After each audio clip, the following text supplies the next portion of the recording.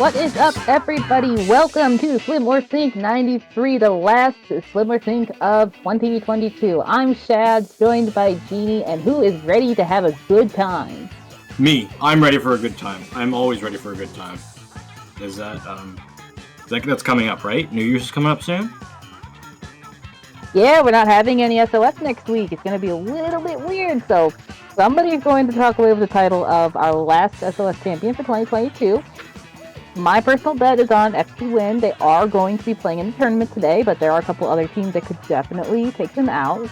Yeah, it's scary having looking at the roster. I feel bad for the Grillers. Their first matchup, like, oh yeah, the Grillers a name that and people would know if they watched many or really any SOSs. They got FTWin first round, and the full roster. You got Shaq, Kyo, Biscuit, Burst. It's gonna take a little bit to knock them down, because it's nice having a top, like an extremely top team like that. First of all, come back because they have split. They did split their separate ways a couple of times, but nice having them back in the ring and fighting for a weekly championship.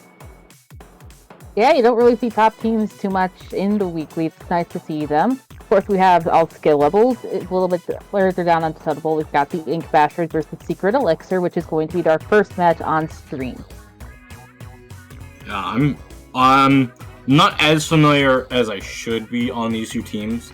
I haven't actually seen them play whatsoever, which is really unfortunate, because I try and do my best to see every single team out there. So my notepad is ready for these teams.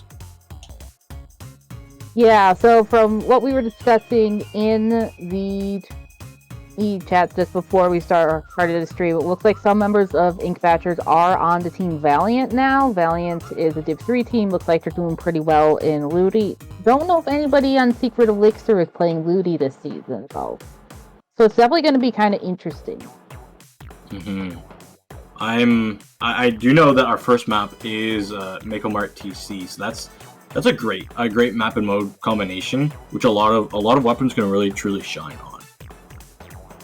on. It's made a very successful transition from the last game to this one. I don't feel like it's moved any place in its. It hasn't moved up any tiers of map list tier list, or it hasn't also moved down, which throughout Splatoon history, if you're a map that changes from one game to another, you can. So we've seen S plus maps, S tier maps, drop down to F tier maps through the course of not even just swapping between games, but from game in one singular game. But do you like this one? I do like Mako Mart. Mako Mart was one of the best maps in the other game, in my opinion. Definitely one of the most balanced. It's a map where any weapon class can shine on, unlike certain other maps where maybe chargers dominate, maybe it's the short range that dominates, maybe it's crab tank. That's everything right now, but we're going to ignore that. Crab tank dominates everywhere. And it is nice to see that such a reliable map came through in this game and stays a good old reliable map. Yeah, I'm looking forward to this whole map set coming up. But first of all, we gotta get into this first game. Play all three SOS final one of the year. Ink Bashers, Secret Elixir. Here we go. We have Ink Bashers in the teal, in the orange. Secret Elixir in the orange. Sorry, Ink Bashers in the teal. We see a Flingza on the side of Ink Bashers. Ballpoint's Flatwing. Tetra is not something that you see too often. It's definitely more of a specialty weapon. And Tetra's already down with a running quick respawn, and finally Brush to round out Ink Bashers' comp. Meanwhile, on the side of Secret Elixir, we do have a heavy. We've got a Forge and a T-Tech and a Splash. So a nice solid comp from them. A little bit closer to the meta for Secret Elixir than for Ink Bashers, but there's nothing wrong with that. I was going to say, Ink Bashers is going to get that lead and the first check very quickly. First checkpoint going down really quickly. That ballpoint on that tower does have that inkjet, wants to back away from that tri-strike. The singular crab in this game is something I have not seen. I was watching 6 crabs duke it out, all 6 of them being splash-o-matic. So this is a refreshment to the eyes if I've ever seen it. Yeah, Crab Tank gets taken out pretty quickly though by that Autobot. Love to see a little chicken fighting the crab and winning.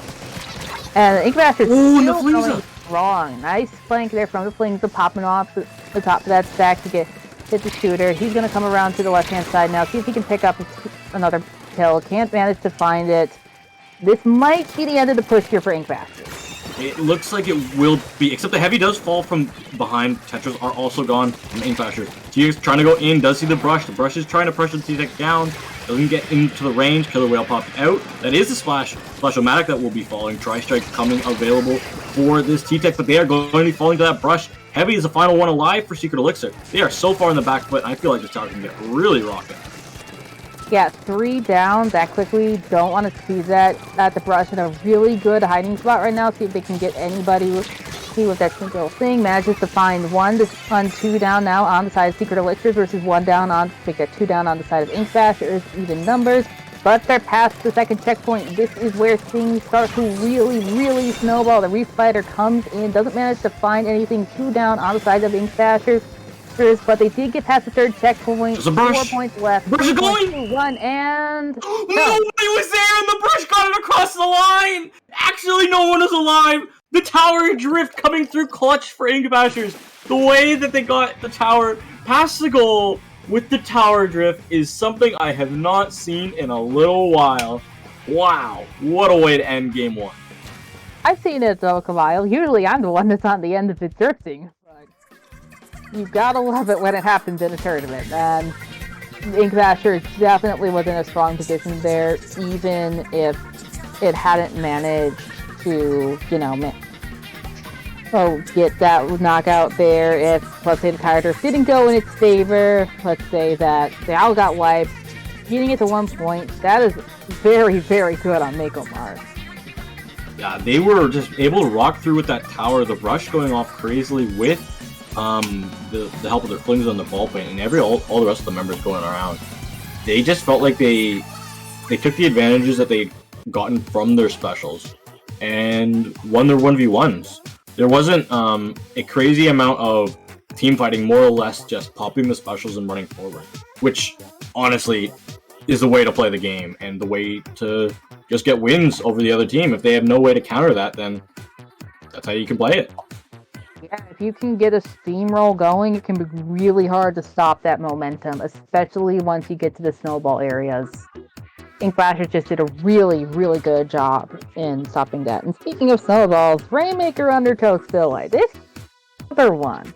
Even with the addition of checkpoints, Rainmaker is still such a snowballing mode, and this is such an interesting map. Not a lot of people like it from what I've seen. Oh, I've got mixed. I've had a lot of mixed reviews. You either love it or you either hate it. But I've had as much positive as I've had negative.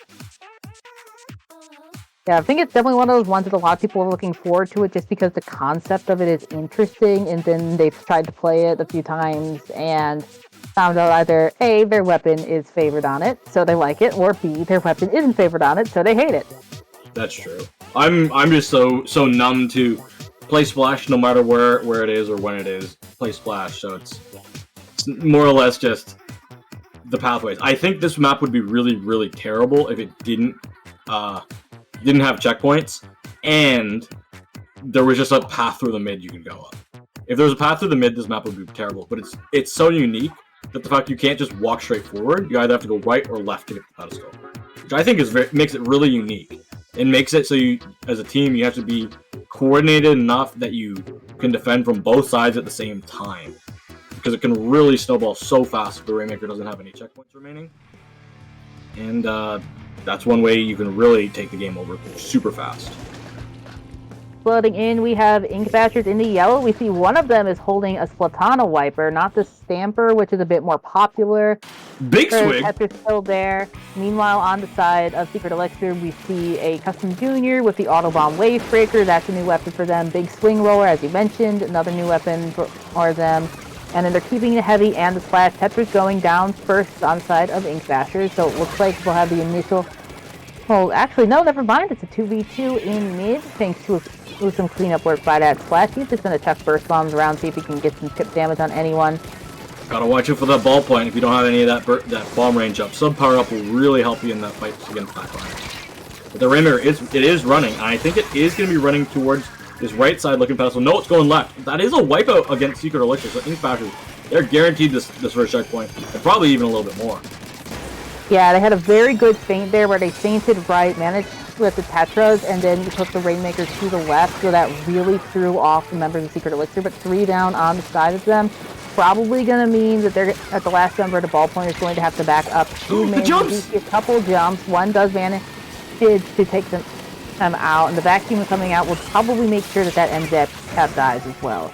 But the jumps are kicked, you didn't even go in. Who's going to grab the Rainmaker? The Rainmaker's going to be popped, but there are members of Ink Bashers who are still up here. They're still close to the Rainmaker. Can they grab it if they're just able to live just a little bit longer? It's looking tight. The Rainmaker has been reset. Great job from Secret Elixir. They needed that so desperately.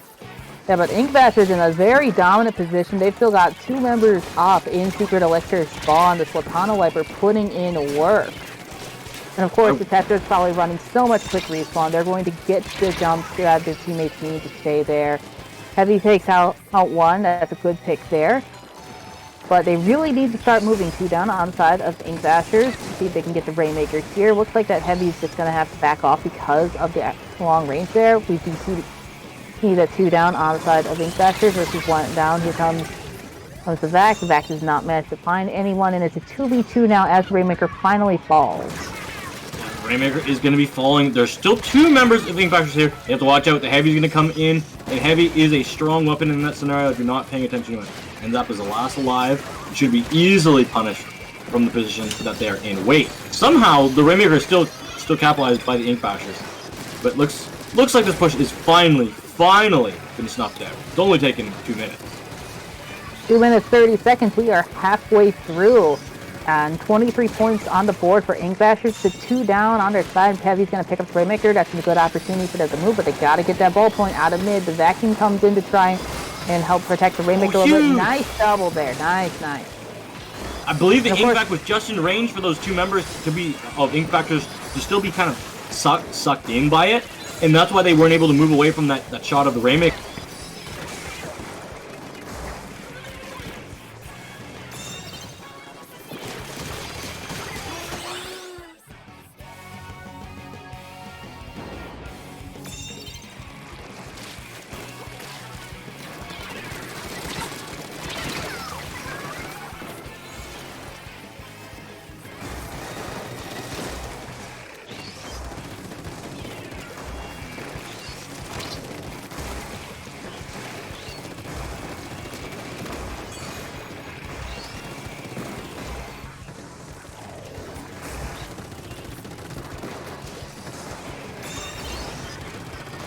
Now they can hear us. Sorry about that, everyone. A little bit of technical difficulties. Yep, technical difficulties on that one, but we are back in the game. A minute still remaining. We are still here, and we are still going. The Tejas are still on their way on that front line. Okay trade for the Ink Bashers. Yeah, see the Crab Tank is out again in mid. He has 1 down on each side of the field. The Slatana Wiper are getting taken out. The Heavy's going to pick up the... Actually, not the Heavy's going to pick up the Rainmaker. I think that's the big swing that has it. That is. Nice little... the highlight on the top line can help us out with that one. Notice which one weapon is gone. Took me a while to figure that one out. Yeah, 1 down on each side of the field. You can see that they're looking at that Inkjet landing point. You gotta know somebody's going to be trying to camp that jump. But still, Secret Elixir not able to get that checkpoint. Ink Basher's defense is just proven really strong. Although it looks like they'll probably get it now because the Tetras are the last alive. That is really good. They have an opportunity here. This is going to be tight though. They have to stay alive, and they're losing their junior. Big Swig is gone. Ballpoint is fighting the Heavy. The Heavy will not win that in that scenario. They have 3 members chasing them. Just the Splash left alive. And unless they come up with the 1v4 clutch, that will be game, and that will also be the win going for Ink Bashers. So Ink Bashers wins the set, but Secret Elixir can still get a little bit of points to help them in their seeding later if they win the 3rd map. Yeah, it always does. I actually played in SOS 2 weeks ago, and we won our first match in a 3-0. We won our first match and then we lost our other 2, but all 3 teams tied in the top team was 3-0, and the rest of them were 1-2, and we ended up falling into the lowest bracket because of our Swiss tiebreaker wasn't strong enough. You always unfortunately for us, we lost to Tempest by 1 point on a zones map, and if we had won that, we would have been in a Hammerhead. Actually, if we had won that, we would have been in Great White.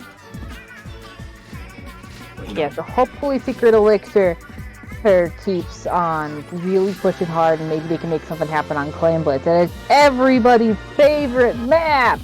Said no one ever, because few people like Mahi Mahi. What? Everyone was so hyped about Mahi Everyone Mahi was. coming back. And nobody but the E-leaders like it now. I do play E-leader, but I don't like playing Mahi Mahi clams to play E-leader. Me and my duo, he plays Tent, and I play Ballpoint, and we played Tent Ballpoint because you can't play those weapons too many other places. They fell from grace from the last game. One doesn't work properly, and the other one has had many nerfs over the years. Yeah. Fix Tent, please, please, Nogami. We just want Tent to be playable. All Umbrellas, actually. Regular Brillish is a shotgun at the moment, but you know what? Mahi. This would be a good place to go. I think we should have there should be a tournament here. Popgun, would you be able to run a tournament from Mahi Mahi Resort itself, so everyone could stay in the hotel rooms? And like on the stage mid-set, if a team gets below 50, the stage goes up or down depending on which way the stage can go. Do you think that is something we could do at the next big tournament? I don't know. I think if anybody's going to do a tournament like that, it would be Roundy and Bad Ideas only. Yo, that does sound like a bad idea only. Oh, I'm gonna DM Roundy about that later.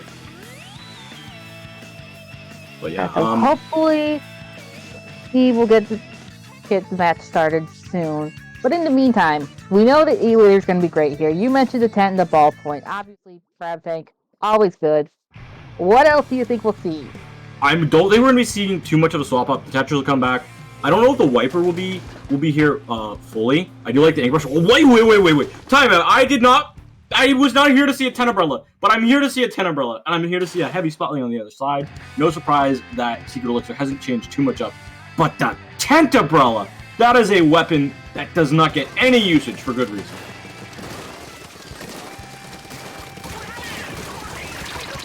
Well, they are able to find one splat there, which is nice, showing off that the main weapon itself still has a functionality. It's that Perla Shield. There is no machines on the other side, which means it has the opportunity to do a lot of work.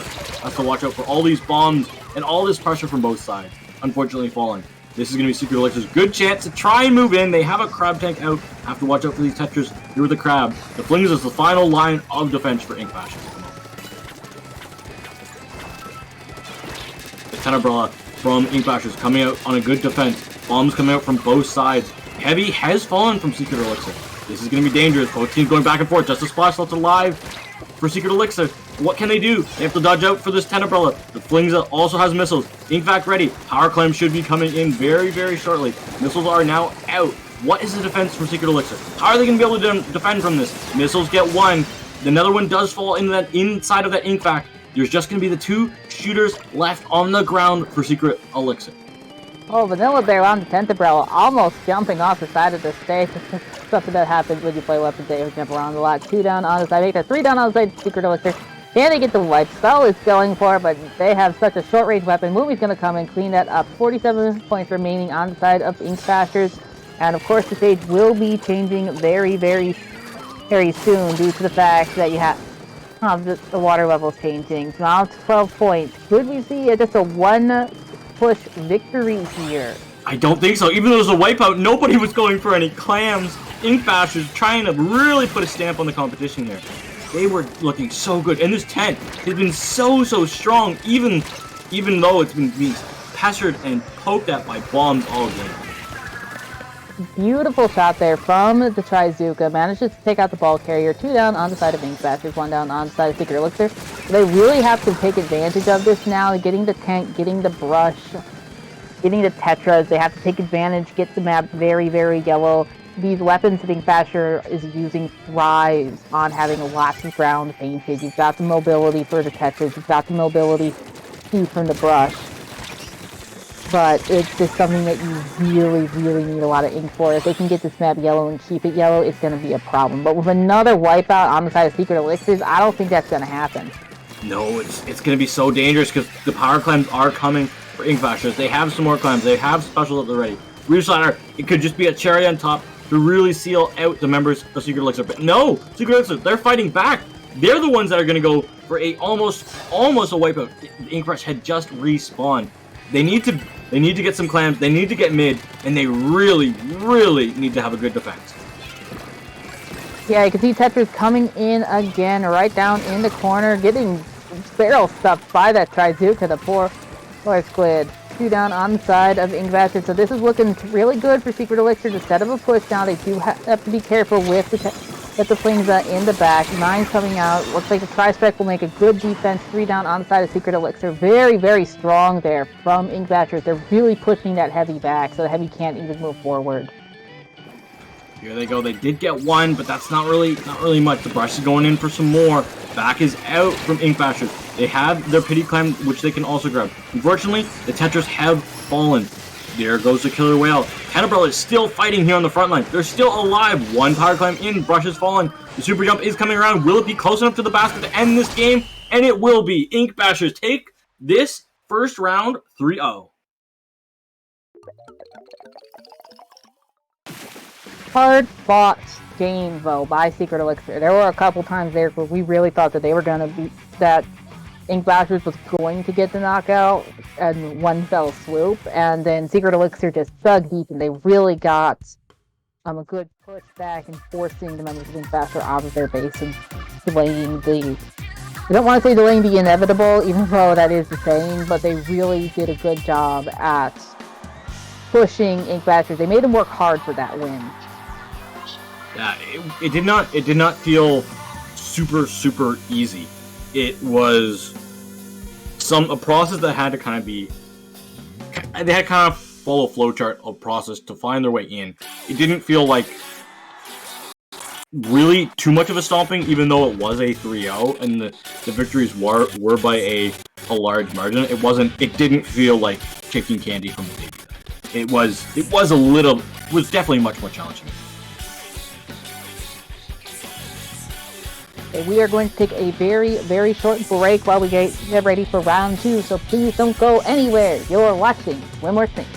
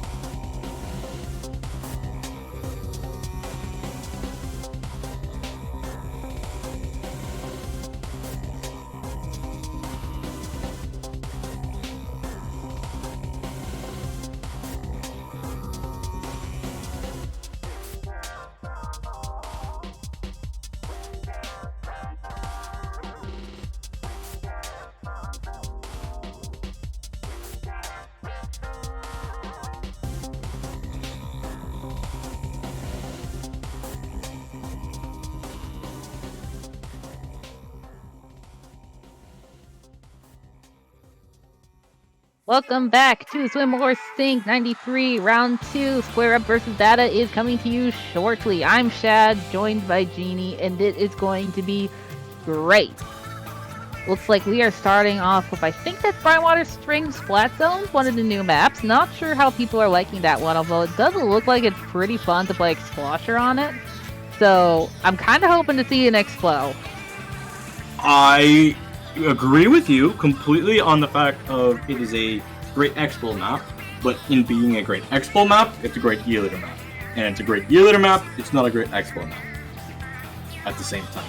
But it's also, if the other team doesn't have an E-Liter, then you're going to be eating like a chat, absolute giga chat. It is a great Expo map if things are going in your favor. It is a map that is, I feel, I don't know, for me, I feel like it's a good, this map is good. It's not great, it's not, and it's also not mahi spot zones. Let's put that out there. But it's better than, people thought it was like, they didn't like it at first, but then it's like, it's not as bad as people thought. It's still not perfect though. That's one thing that I've been getting out of it. Yeah, it's definitely a map that takes a little bit of getting used to. The fact that it's just such a steep drop-off. Really, even the fact that it's a great Expo map also makes me think that it would be a great Dynamo map as well, even though that's really a super specialized weapon. You rarely see them. But just a large changes in elevation, you can perch the Dynamo right up on the wall, and it can just farm for kills, farm for paint. It's a great map for it. Blockers are going to like this place too a lot, just in general. Even the shorter range ones like the Try, Inkjet, great special weapon to use here. You get right over the wall into the back of the enemy base. Overall, it's just a really interesting map. And aesthetically, it's pretty nice. Yeah, I was gonna say, it is a beautiful map. They did a really great job at it. You just go around in recon mode. It is phenomenal. It is gorgeous, and it sounds so peaceful and cool. You can even hear the frogs coming from the pond. But it's, I don't know. We're still in a spot where I completely believe that the best thing to use here is Crab. Why? It is an Explo. It is a Hydra. It has a Splash wall in front of it. And if you play Splash, it's really good. If you play Pro, you can even get some range. I don't know. That's how good Crab is. I play Pro. Regular Pro. It's so good. The Crab, that is.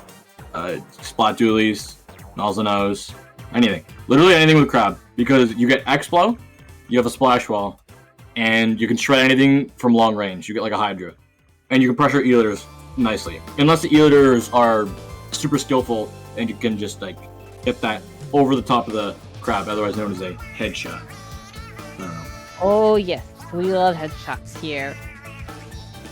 I play Splatoon because I don't have to get headshots in this game. I don't like aiming for the head. I don't like aiming for the head in any game. I just don't like violence, too much violence in my games at all. And yet when I play Charger, I have to aim for headshots all the time. What's the point of this? I didn't want to play Call of Duty. I chose the multiplayer game of the year for a reason. Yeah, you chose the multiplayer game of the year so you can fight crabs and crustaceans and E-Liters, which are stupidly overpowered because of bad map design and all sorts of other things. Because why would you fight zombies when you can fight squids? Well, we can still fight zombies, let's be honest, in the forms of Salmonoids. True, very true indeed. Shoutouts to Big Run. Big Run was so much fun. I miss you, Big Run. Come back to me. Petition to make Wahoo World a Big Run only stage? I somewhat agree, but can it be Mahi instead? Yeah, but see, this is where I show my E-Liter bias and say that I actually like Mahi. I like Wahoo. That's the funny thing. That's why I'm like, I don't want to give that one up. We could every single person on the planet can agree this. Tricolor, Salt Spray Rig would be fun. That'll be And interesting. Big Run Salt Spray Rig would be fun. Salt Spray Rig and any other form of an imagination. I don't care if you're a Turf War loyalist, if you're a super casual, super sweat, try hard, X rank, X power. I'm pushing for 4,000 XP here. We can all agree that we don't want to see Salt Spray Rig in anything other than Tricolor and Big Run. Please no. That's the only thing it should ever come back for. And if it comes back for anything more, I will be disappointed in no gun. And Kurt. But fortunately, it's not back just yet, so we don't have to worry about that. Maybe next season. Yep.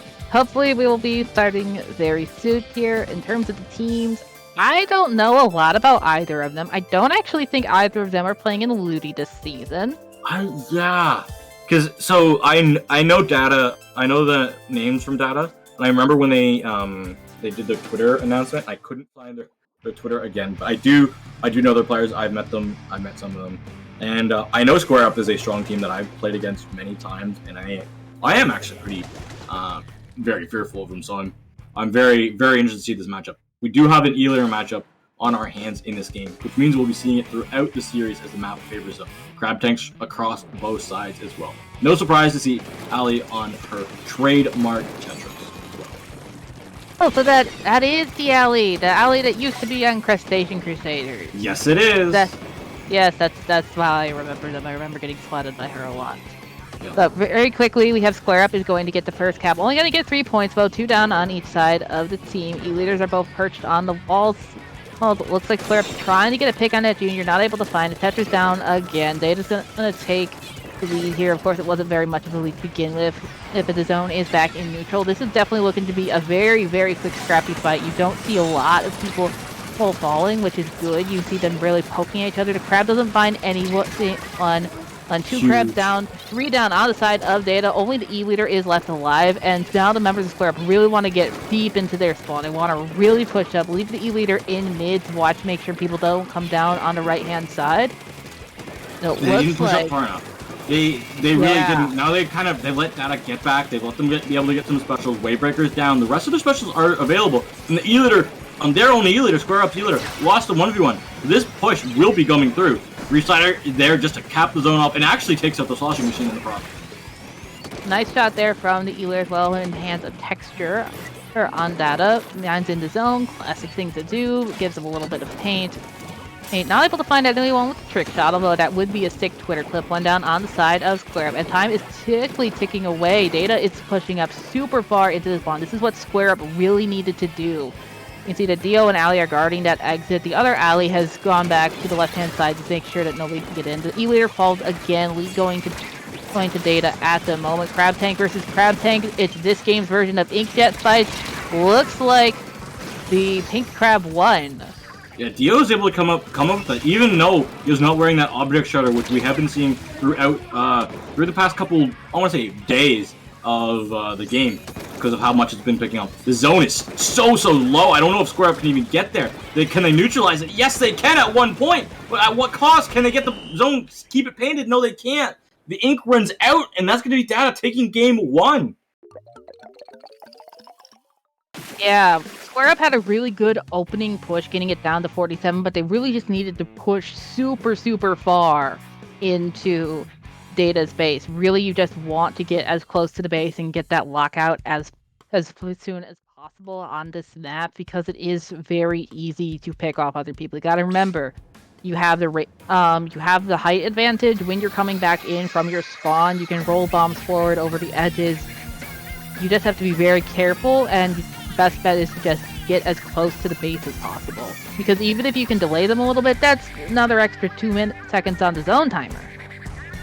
Yeah, I kind of like that match. I like seeing what was going on from both the teams. I really like their compositions. They were really smart, and they were playing them well for their strengths. And they also kind of favored some of the weapons that people have been using in the past. As well as flexes on a splash, because everyone in this current meta, if you do not have a pocket splash or a weapon that can play you can use Crab Tank with, you're digging yourself a little bit of a hole currently with how everything is rocking out. but a map that Crab hasn't been super used everywhere yet is Flounder Heights. Maybe because we haven't seen too much Flounder Heights, and I don't know. It's just I feel like defensive crabs are really good. Offensive crabs on this map really hard to use. But that's just me. This is just such an interesting map in general. A lot of people remember this fondly from S1 days, but the community reaction this time around seems a little bit more mixed. People aren't really liking the fact that the attacking team doesn't have the high ground. That whoever has the objective in mid is also the one that has the high ground. It makes it very difficult to push in because you're relying on either having someone flank up the far right or the far left hand wall at the end of the street, or just brute forcing your way up there with maybe a big bubble, a tri-strike, a trizooka. It's just such an awkward map, and I think that people don't really remember how to play on it if they play the back in S1 because it's such a different meta. It's completely different because what was the answer to get through the walls and the choke points last time everyone had to play this? Well, I popped Kraken and went up the right wall. Oh, we popped our Zimmy pop bubbler, our Tri-Slosher pop bubbler, and we walked up into the zone. We don't have invincibility anymore. And also, we do have Trizookas, but they aren't like what the Ingzukas were in the last game. So, the options are very, extremely different than they were in S1. And people are noticing that. Even missiles in this map, it's so big, you're so spread out, you're really probably not going to get a lot of people with them. The best you can do is get them to move. The Flings are dropping, trying to pick that fight with the Tetras. Manages to get the trade. But 2 down on the side of Data, so Square Up is going to get the first capture of the tower. Junior Alley is going to paint those walls and see if they can get back into mid to try and help their teammate. And we do see also that Data is running a Nautilus rather than a traditional backline. Nautilus kind of got the short end of the stick in terms of kits for the base game, yes. and it hasn't gotten a second kit yet. So it's really interesting to see one being run right now. I'm gonna say, Nautilus got the second kit. This is gonna be a dangerous situation as we are going to be seeing a almost wipeout coming through from Data. The thing with tower control in this map, or just in this map in general, zones and turf war have the problem of being super campy in mid.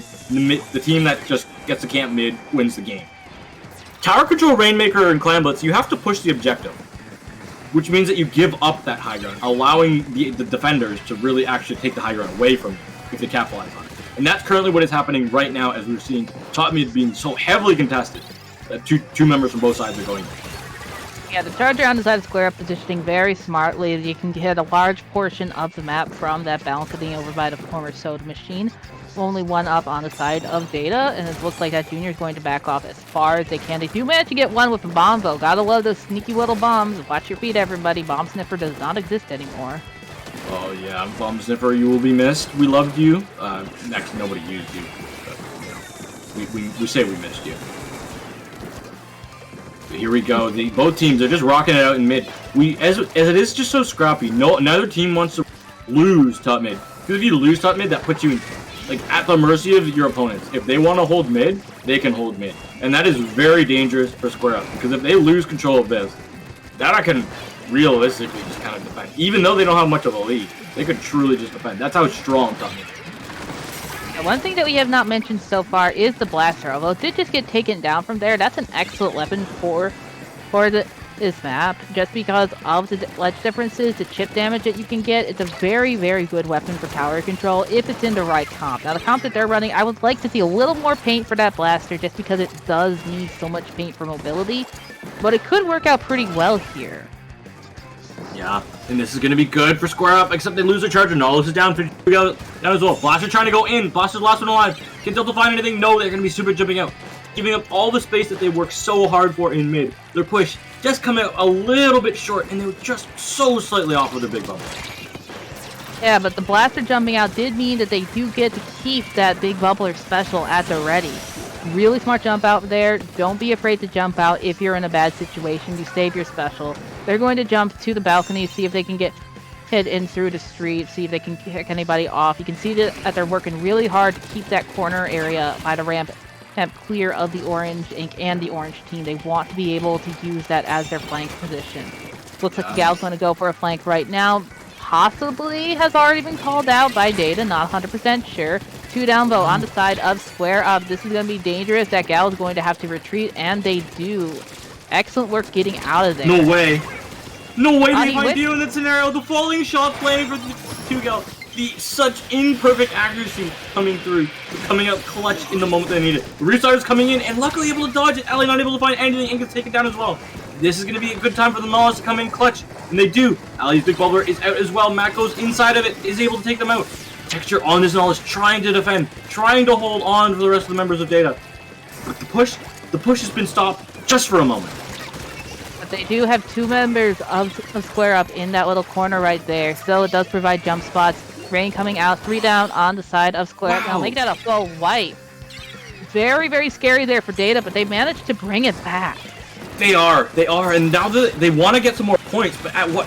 Do they really want to wipe out in this situation? I'm very hesitant to see if they go for a truly big push. If they find another splat, I know that they're going to go for it. Then Matt's coming around from the backside, gets 1, gets 2, gets 3 before going down. Now Allie, does she stay or does she go? That is the biggest question. Reslider means you're going in. And still alive! Yeah, somehow she's still alive!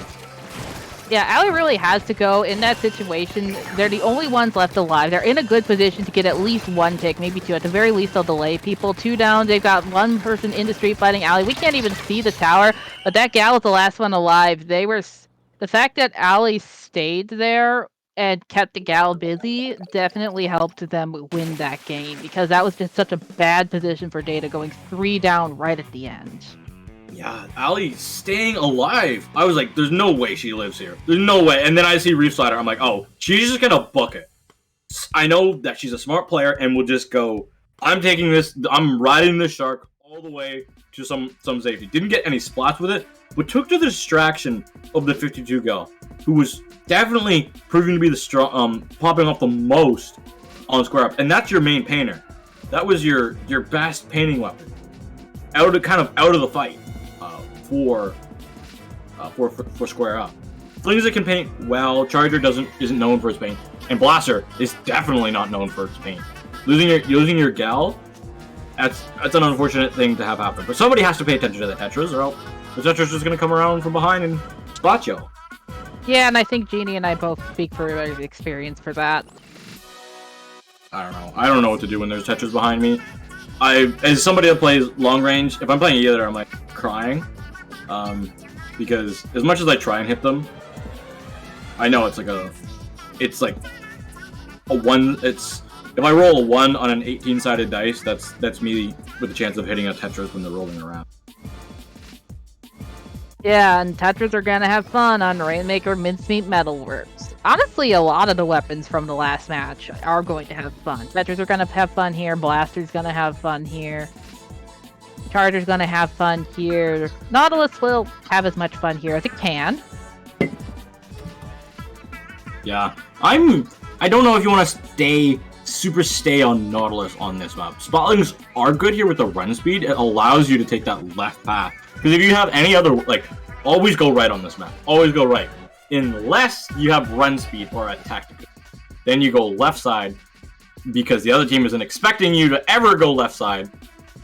And you just zip across the grating, and boom, you got a free checkpoint. But I wouldn't recommend playing it, because both teams had an E-Leader on Zone's Brine Water, so I would definitely go back to Charger. E-Leader is just so oppressive on this map, which you don't really hear a lot of people talk about, because they're always busy talking about Mahi, Wahoo. But you park an E-Leader on just before the grates, it can hit all the way to the opponent's truck.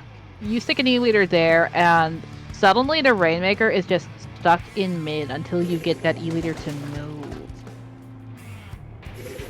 We do see, however, no E-Leader. On one side, Square Up has running Double Crab, Booyah Bomb from the machine, and the Goo Tuber, which you almost never see a Goo Tuber. Meanwhile, on the side of Data, Texture has decided to go with the Ballpoint, which is another excellent choice here. A little bit more aggressive than the Heavy. You've got the extra range from the long range mode, and of course you've got that Inkjet, can be great for getting up into the opponent's spawn. 1 down on the side of Square Up, 1 down on the side of Data. Flash on Flash Violence. That's going to be a great opportunity for them. And here they go. They've got the Splatling who has it, and they are going left. What did I say? What did I say? They were doing the exact strat that I was talking about. Getting that Rainmaker on that left side. Now it's just a splash. They're being pressured out by the Inkjet. Inkjet on this map, so good. Fizzy Bomb on this map, so good. Ballpoint works on this map. Ali's trying to escort the Rainmaker with Reslider. Does get one. Does fall down. Ballpoint lasts alive. That I don't think they'll get this past any more than 14 here. But 14 in under a minute? I take that. Or for the fact that they had that Square Up had a crab tank out, that would have been the game. The crab tank was what managed to take off the Rainmaker and then 2 other members. Beautiful snipe there from the GooTuber, make that double. Of course, GooTuber is the funny charger where you can actually, I believe, fully splat someone without a fully charged shot. It's definitely got a better kit this game than it did the last games as well, so that makes it pretty interesting. Of course, it also has a very long charge time, so that makes it fun. You can see that Square Up is going to take the Rainmaker to the right, the safer way. Manages to not quite get the checkpoint bubble. Dio's crab tank just barely manages to pick that Rainmaker off mid-jump. Yeah, the crab tank shooting at its strongest after a couple seconds of being fired, which is exactly why the Rainmaker was able to be shut down so fast. Dry strike going out onto the crab. If that touches your crab, you have to go in baller form, because those buoys will stick onto your crab and will spot you. Even if it's on the front side of your crab and you're on the back side. It's just how big the radius is. Yeah, it's a great displacement special for crab tank. I wish more people ran it and used it against it. You can see that one person is jumping over to the left-hand side. Alright, so it's going to be 2 people coming in from the left and 2 people coming in from the right on the side of Data. Pretty smart. You want to get that Rainmaker kind of sandwiched in mid. The Booyah Bomb comes out. Doesn't manage to find anyone. Looks like one person did manage to splash at the machine bow, so that is their main AoE air weapon. And of course, Machine is very good on here with all the ledges. You can park them underneath the trucks. You can park them underneath the ledges, just big like double. That. Nice double there from the ballpoint, but a good trade from the Machine, taking out their range. And that's going to be good for Data. They're able to hold on. Delta has to watch out. They need to keep their crab tank alive here. This is a good opportunity for them to get back in the mid. This is their key, and this is the tool that they need to use. But they have to watch out. If they aren't facing this ballpoint, they will be shredded from behind by it. Luckily, the Tetras have fallen, and they forced the ballpoint back. But just a little bit of space got gathered from their only crab tank, and both splashes are gone. This is looking really dangerous to Square Up. Yeah, but 2 members down on the side of Data. Ali is being forced to retreat all the way back to the pedestal. The Machine is going after them, hungry for that slap. Manages to find it. I don't know if they know that Dio jumped over there, though. It doesn't look like they did. Square Up does manage to get the checkpoint. 2 down on the side of Data. They're going to try and rush into the spawn, see if they can get anyone fun. This is good points. Can Luna get there? Luna's running forward. They're going to die to the spot bomb. Unfortunate. The Inkjet is going to be out. Ali's just trying to scatter around. Dio's got people from behind them. This Rainmaker, if this pops, this is going to be dangerous for Data. Who is left alive? Ali's the last one alive. Can she find a way to stop this Rainmaker? Can she find a way in? She has a reslider. She's going in with it. Gets 1 splat. Can she get more? The rest of her teammates are able to come out clutch. There's no way in a 4v1 scenario that Ali's able to stall for long enough for Data to hold on in that one. Yeah, and then the other Ali Squared coming in to clean up behind that Reef Slider, or with the double, manages to pick off the GooTuber here before it can slap that Tetra Alley up on the higher level of the platform. 1 down on the side of Square Up, and that's gotta be so heartbreaking for them to get it to 18. Almost assuredly, 9 times out of 10, that would have resulted in a lead change, but just the one time it didn't. Crab tank shredded, that's 1 down, another one out on the upper platform still. But it's looking mighty red, gonna run out soon, and there it goes. They're gonna rush forward, see if they can get a pick. Auto Bomb not able to find anyone. But that is one very, very damaged Splash-O-Matic. There's no way. I'm still reeling from what happened during that fight. That was so crazy. But this game is not over. There is still a chance for Square Up to come back in it. They have a crab tank out. They don't have the Rainmaker in the position that they want. Now they do. Good. They have it on the hand of the GooTuber. A good choice. And Dio's is completely gone to that Booyah Bomb. Gotta watch out for this Inkjet. This could put in a lot of work. Burnt so many of their specials. You can see that Theta still has the Reslider that's coming in. Ali doesn't manage to find anyone, and it's us to Rainmaker left alive. They're going to have to back up, and of course, that makes the timer tick down that much further. You've got 4 people running at you. That is going to be a very, very, very hard for Square Up to get out of. Wow. Wow. That was such a unfortunate way to lose. They were so darn close. And it's the Tetris. They held the Rainmaker. It was barely not popped. In some way, the Real was able to come up, splat the Booyah Bomb wielding Sloshing Machine before they get it off. And the rest of the teammates of Data were able to come in. That marks a 3-0. But that last game, that final game, that was nuts. Oh, close. Yeah, so we do actually have our round 3 matchup already selected. It's going to be Mumito 2.0 versus Los Inklings. Pretty sure that we already have the teams ready and waiting, so we might just hop straight into it. Oh, that's awesome. No, I don't need any break. I was gonna tell you know what, while we wait, I have a story to tell about the last land, Big House. Dio and I. Dio is a funny guy. If you ever see Dio at a land, you gotta say hi. Always listen to talk. But every single time there was a wave breaker on screen, and anyone who was there can remember this. We were going, whoa, with like when the wave breaker does its pulses. So you saw, I want to say, I don't know, Crimson Shadow, Dan the Man, and a few others of us were over on the sides, just the sides. And every time on a stream match, you saw a wave breaker out. You could probably hear us. I watched the VOD back, and you definitely could hear us going, "Whoa!" as the matches went on. It was pretty spicy event. But yeah, just a funny little story.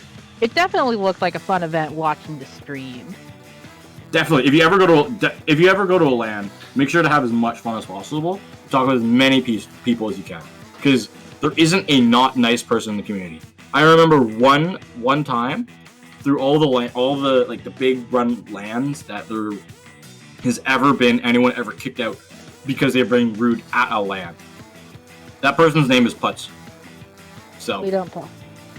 But ignoring him, we've got rosters on the screen for you.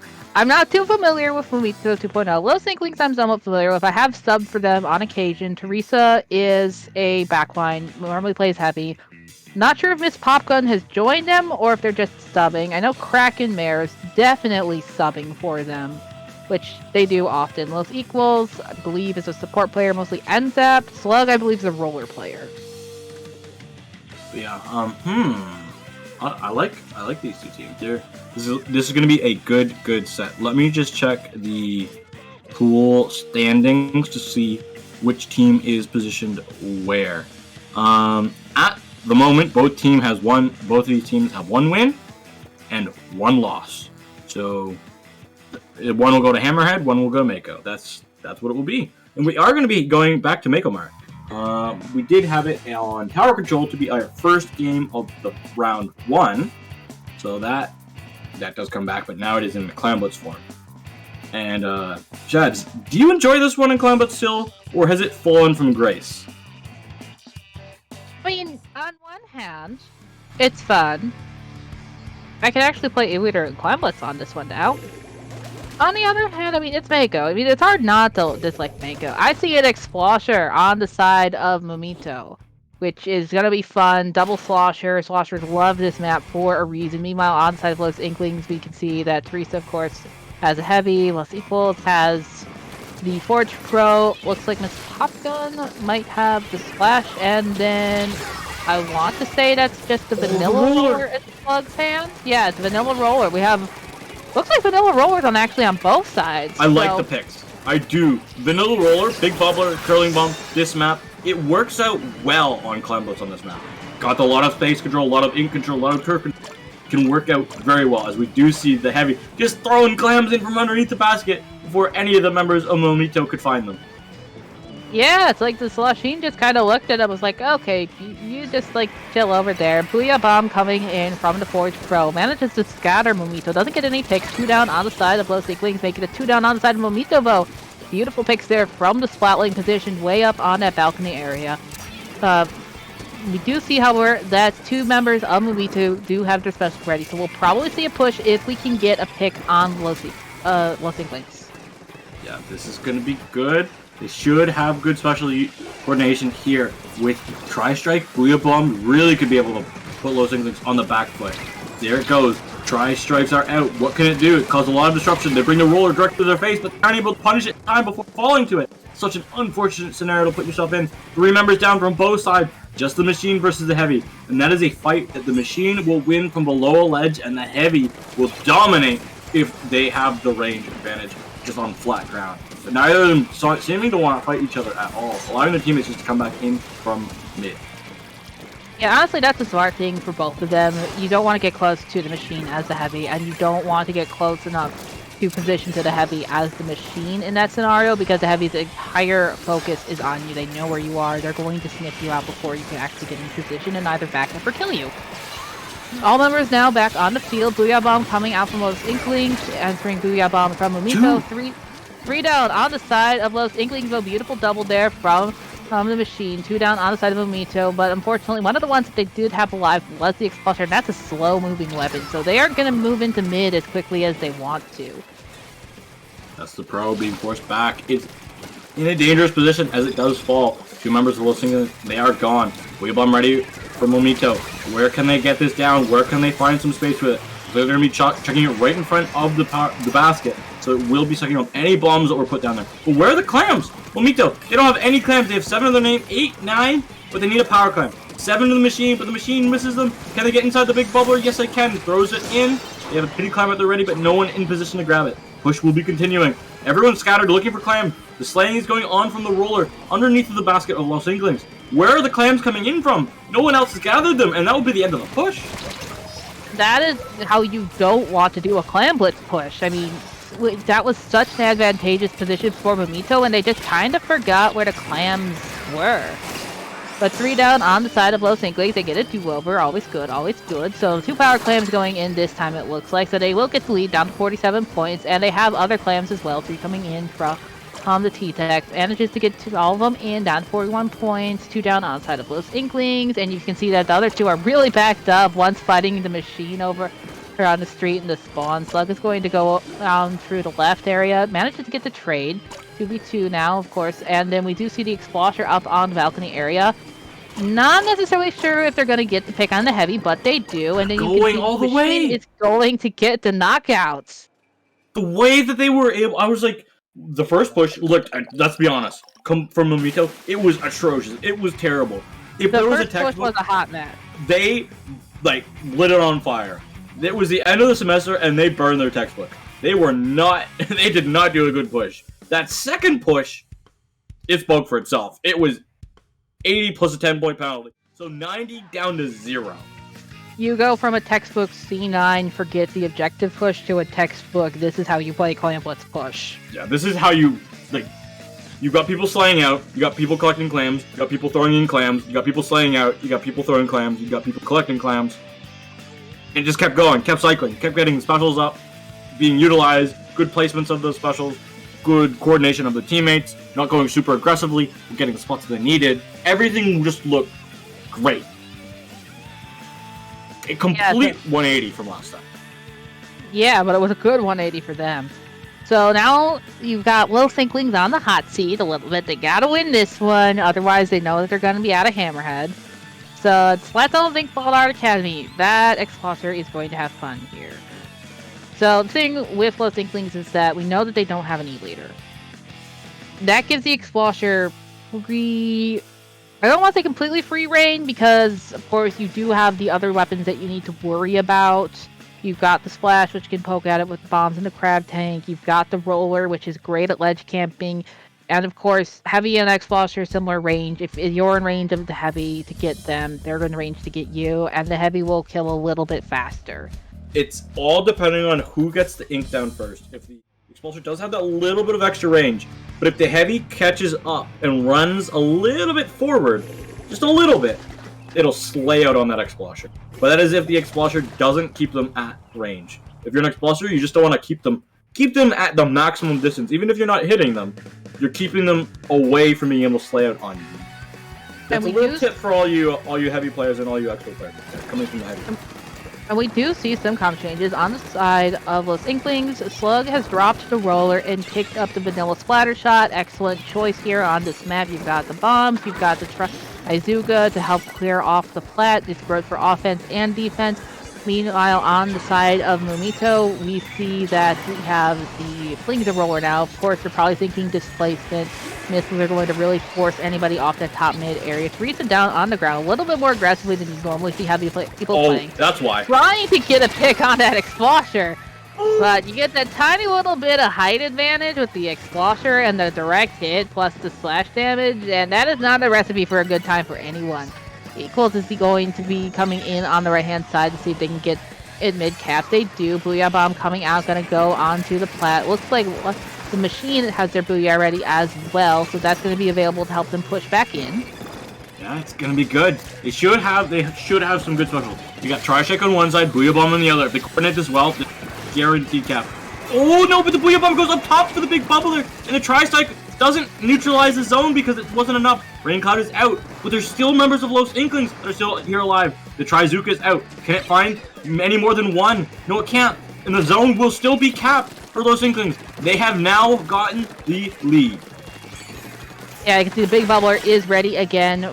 Ups out on the right-hand side, but Teresa goes down on top mid. That is huge. 2 down on the side of Los Inklings versus 1 down on the side of Mumito. Oh, and it looks like this is going to be a neutralization cap in the favor of Mumito. Oh, you can see that the Explorer is set up on top mid. Excellent place for any backline or long-range weapon in general. Even some mid-range weapons like a Dynamo. You want to sit it up there. And the machine is just going to be underneath there. Beautiful take on the heavy. That's exactly what you want to do with a Sloshine or even a Blaster or a Roller on this map.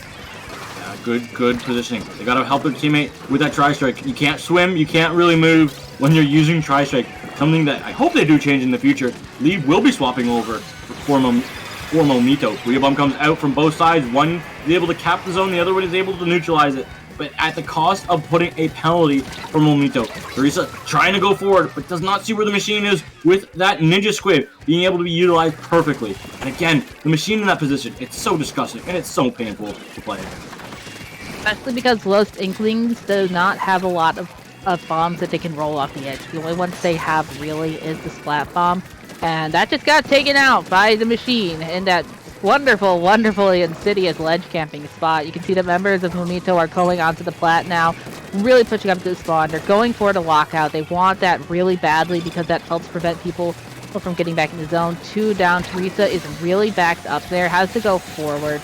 Last one's going to drop into zone. They're going to Booyah and try to strike the zone as well. Get the shred on that armor. Booyah's not going to be able to cap that zone. Complete desperation in the last 20 seconds, but you know what? There's really nothing you could do. They had no members alive, and they had to go to that zone. They had to find a way in. It would have taken a heroic play. Unfortunately, coming up just short for Los Inklings. But Mumito, they're going to be punching their tickets. They're going to be punching their tickets to Hammerhead. There is still one more game to be played, though. For honor and for glory. That is all that's on the table. Hey, honor and glory are great things. Hey, you know what? I actually do agree. One of my most prideful things was a 3-1 loss in my career. But that was Power control Hagglefish Market. Yeah. Wide open areas. Little bit harder to use Tentamissiles on here because it's so wide open. It's great for snipping out flanks, don't get me wrong, but not as dominant as you would expect Tentamissiles to be. Tentamissiles work kind of everywhere, but I do have to agree with you. Tower control Hagglefish gets a little bit funky. I don't know. We're all saying Tentamissiles aren't the world's greatest things until they get put on a shooter or a dually or just anything that isn't. Yeah, but that's a problem that we'll have to worry about next season. We don't have to worry about that until like March. When I saw Custom Junior and it didn't get missile, actually so hyped that I didn't get it because I was thinking it was gonna get it. We're gonna be crying about we're all gonna be crying later on. So enjoy the crab metal world tier, people, before we get Tentamissiles. I really don't think that Los Inklings is going to change their comp too much. If they change anything, it's going to be Slug, and he'll probably go back to the roller. Not sure about Mumito. They kept the Expulsor for the last 2 ones. Power Control probably is tied with Rainmaker for Expulsor's weakest mode. I think it edges out Rainmaker a tiny little bit because you can sit the Expulsor on the tower and it moves forward at a constant speed. Sure. But it'll be interesting to see if they drop the Expulsor and go for a more common backline, or it'll be maybe no backline at all. No backline comps can work very well on this map. It's another one where you can get a great lockout position, just go up the ramps, get into the spawn. Yeah, we will have to wait and see just momentarily though, because we will be able to see that right here and right now. And it's gonna be no backline. And yes, I like the Hydra pick. Hydra pick on this map. You know the other team hasn't been playing leader at all. It is a much better spot laying on tower control than Heavy. Heavy does not have a sub, and its special is not good on tower control. Booyah Bomb is so strong on this map. 1 down on, take that 3 down on the side of Mumito. So very quickly we see that Los Inklings is going to get the advantage. Seen that before. They've usually gotten the first couple scoring points. 1 down on the side. It looks like we've actually seen a Nova on the side of Los Inklings. I think that's our first Nova all tournament. Nova was a weapon that people were very interested in, and it didn't turn out to be that great. Hey, Booyah's coming out. A five shot weapon that has no accuracy was gonna be really bad. That's, who would have thought? It's like Aerospray, but more rangy. 2 down on the side of Los Inklings. Oh, one more point. I don't think they're gonna get it. The last one, Slug is the last one alive. They get wiped, and almost to breaking the checkpoint down. 31, excellent push on this map, especially for a first push. Usually first push, you want to aim to break the first checkpoint and get some couple extra points, not almost break the second. Yeah, I completely agree with you there. Second checkpoint is not something we see. Booyah Bomb in front of a Hydra's face who is object shot. I don't know. Very risky play and will be really swiftly punished.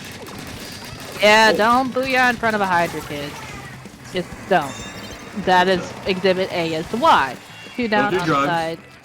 Don't talk to strangers at night, and don't Booyah in front of a Hydra's face. Yes, the 3 things that you need to know to do well in life, people. Yep. You can see that the members of Los Inkling are watching that flank, but the flank still manages to get 2 of them. It looks like 3 members actually are going to feed in for that area, and now Teresa's the only one alive, not able to get to jump out in time. They don't have fixed super jump. They do manage to get the splat roller though with that auto bomb, which is a crucial pick. It's one less person that they have to worry about coming back in. And the members of Mumito are not actually pushing up into the lockout position yet. They do have specials ready. 1 down on the side of Mumito. That was their only special. 2 down on the side of each Big team now. Zuka. Big Zuka. He was able to get 2 out. That's great, but the roller comes back with a big bubbler. Comes up with the advantage.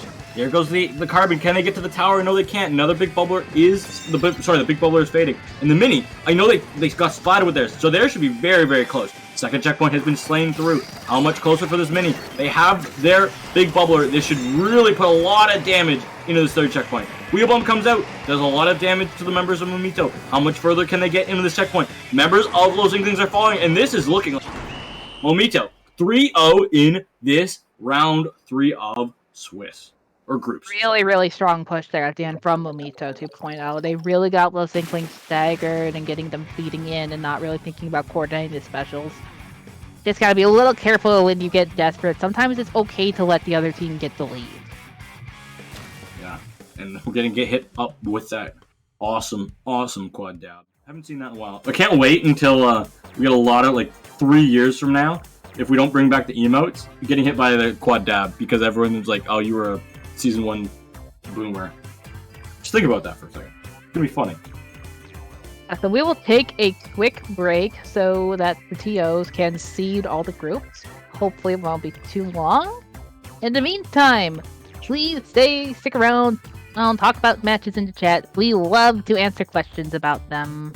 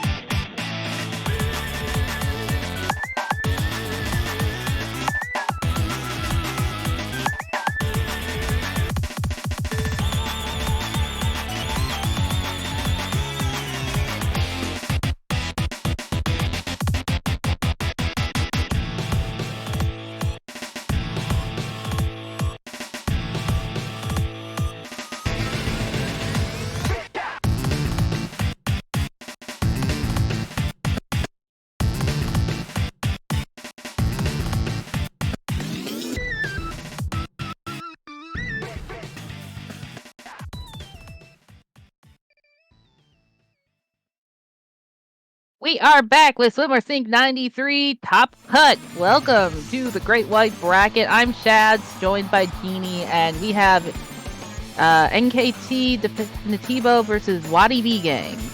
I love these names. NKT, they've been here before. They've been in our top cut of SOS before. We've seen them in the past, in some past tournaments, on stream as well.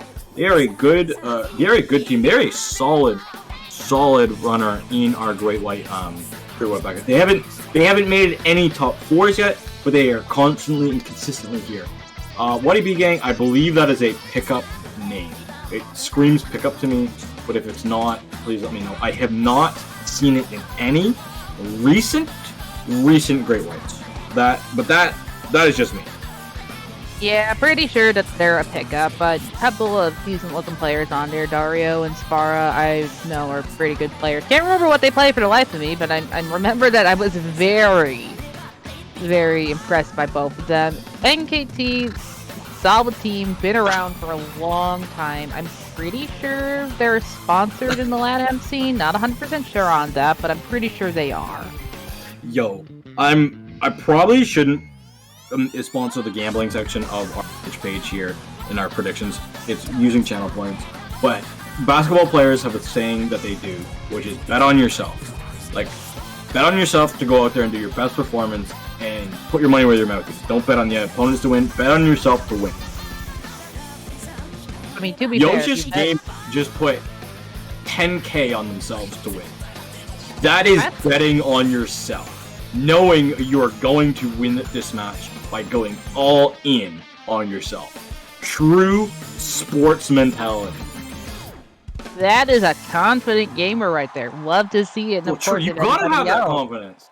If anybody else wants to get in on the gambling action, a little bit of time left to do that. Meanwhile, we're going to take a look at Rainmaker Scorch Scores. First one to do for Great Whites. This is going to be fun. I love Scorch Scores. I really do. On Zones, you are Kelp Dome. On Rainmaker, you are Kelp Dome. It's just Kelp Dome. That's why I might love it so much, because I love Kelp Dome. I don't know about Rainmaker. Checkpoints on this map have helped it. The choke points are very difficult to break through. But if you do, you can get a checkpoint out of it. And if you do break through the second checkpoint, you're gonna knock it. There's not really a checkpoint that choke point. It is such it burst bombs, fizzy bombs, toxic mist, anything that has chip damage, explosives, pose, any shooter, any slosher, literally anything that isn't a charger can do a lot of work against you by just chipping you down in this match. On this map, chargers are really good at having a lot of range and can really break you through on this map. So that is always the thing. If your charger lands their shots, you can go in the offensive. But if they don't hit their shots, you are waiting until they hit their shot. And that is exactly what we're going to be seeing with these comps. Yeah, we see double crab booyah on both teams. Only difference between them, NKT has decided to bring the vanilla splatter scope. Meanwhile, Wati-B has decided to go with the unscoped E-leader. First pop is going to go to NKT. You can see that they're painting up really fast. That is a lot of paint power on both comps. You're going to see a lot of crab bites right now. The first one being popped, of course. Count the crabs. Maybe we'll have a crab cake special. Not only able to find one bow, another one goes down as well. Second crab out. That makes two. Yoshi, there's our big better. Managed to get the picks. Going after another one, it looks like. Playing a smart bow, doesn't fall to that bomb. Manages to clean up that slosh machine. First grab will go to Wati-B.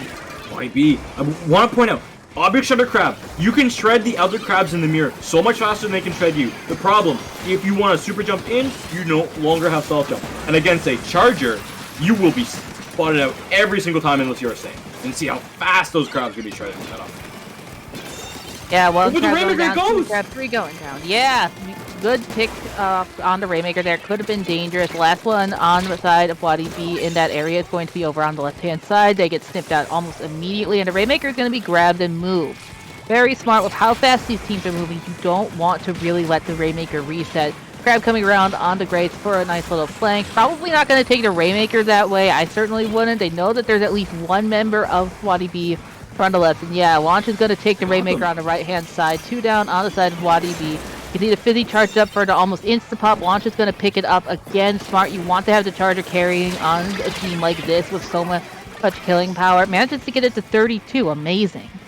Yeah, that's going to be good. How much further can the Rainmaker go? 25 is even better. You've gotten around that wall. Unfortunately, the wall on, if you're going straight up that choke point, as you can see from that angle there quite quickly, that left side wall is bumped out further than the right side wall is. Which means if you bump your head into the right side wall, you're safer and you get more points than going on the left side. You are still safe on the left side, but you get less points. So that might come back to bite them. 25 points is good, but it's not game-breaking. That is one crab that has been shredded, and Wati-B will get to pick on that. 2v2 over the 12 chargers, one down on each side, of course. 2 splashes down on the side of Wati-B, so that probably will end the push there. Looks like they're going to pop, might grab the Rainmaker here, not 100% sure. Now Sloshine's going to go and see if they can get a couple kills. Not able to find anyone because their teammate traded. They're going to have to back up a little bit because of that E-leader. Oh, the pop is going to be going in the favor at the moment of what... which gives them an opportunity to continue some more of their push that they want to get down. They've got to watch out, though. They do have the range advantage of the Chargers, but they need to have their Charger find some shots. If you're going to be playing that Charger, you need to be able to allow your team to really run in there with some shots. Crab Tank is out, gets one. Another one of 3 members of NKT have fallen. The last one is just a Splash who's backing all the way up. They have a Crab Tank that they are using. Rainmaker is being run forward. Are they going to bump into the right wall? No, they're not, but they're still going to be able to... Great job from Wati-BGang. Just barely getting the lead there. 2 down, though, and the other 2 are respawning. One is going to come rushing in, though. That's Yoshi. He getting the crucial pick on the Rainmaker. Even though he fell, always so delays them a lot, which is important. 3 specials, though, on the side of NKT. 1 Crab Tank being popped. The second one being popped on that mask area. Excellent place for any long-range weapon to hang out on an offensive push. Not just for the Crab Tanks. You also want to put your Charger up there if you're not carrying Rainmaker. You want to put your E-leader up there. You want to put your Heavy up there. You can see that they're charging up for another crab. Here comes one member coming in for the left-hand side, though. Manages to find a Rainmaker. That's the kind of pick you want. They're going to go for another one at the pedestal. Manages to get it. Running it. And they got the lead. No way. We've got by the skin of their teeth. And they're going to pop this again. It's going to get some more distance as well if the burst bombs aren't able to shut it down. Good job from Wati-BGang. No way we've had a flip. 25 points, flip to 23, flip to 22. This map might not be the most enjoyable to play on as a player, but it is entertaining as heck to watch as a spectator.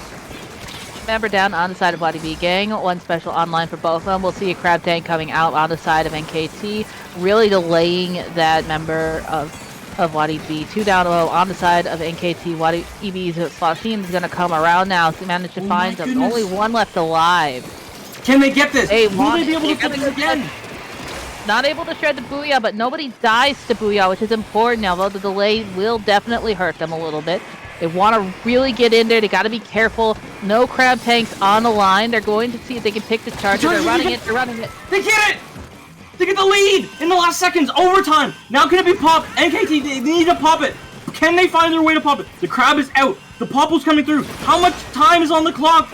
The bar is broken. I don't know. Is anybody gonna grab it? Who's gonna grab it? Nobody grabs it, and that's gonna be the end of the game. No way. 25, 23, 22, 19. What a game. That game was over once everyone went down except for one of the splashes on NKT, because NKT couldn't contest the crab for the pop fast enough. They couldn't approach the crab because the crab was in a good position. And then even if they managed to get the Rainmaker there, the splash was still right there. They would have killed the Rainmaker before the Rainmaker or one of the Rainmaker's teammates could have grabbed it. Wow. Wow.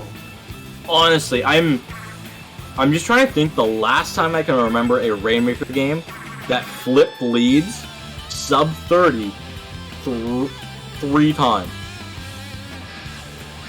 It's been a long time. My goodness. Yeah, that was a good one.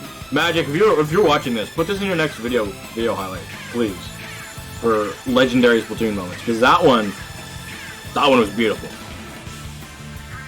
Now we move on to Clamblitz, Brine Spring. Lots of teams are gonna have fun here. So are the Crabs. Really, I don't expect to see either team change their comp too much, if at all. Shuts, did you just say crab splashes and sloshing machines are gonna have a fun time? Don't they just dominate everything that moves at the moment? They always have a fun time. Yeah. But it's okay to acknowledge their fun every once in a while.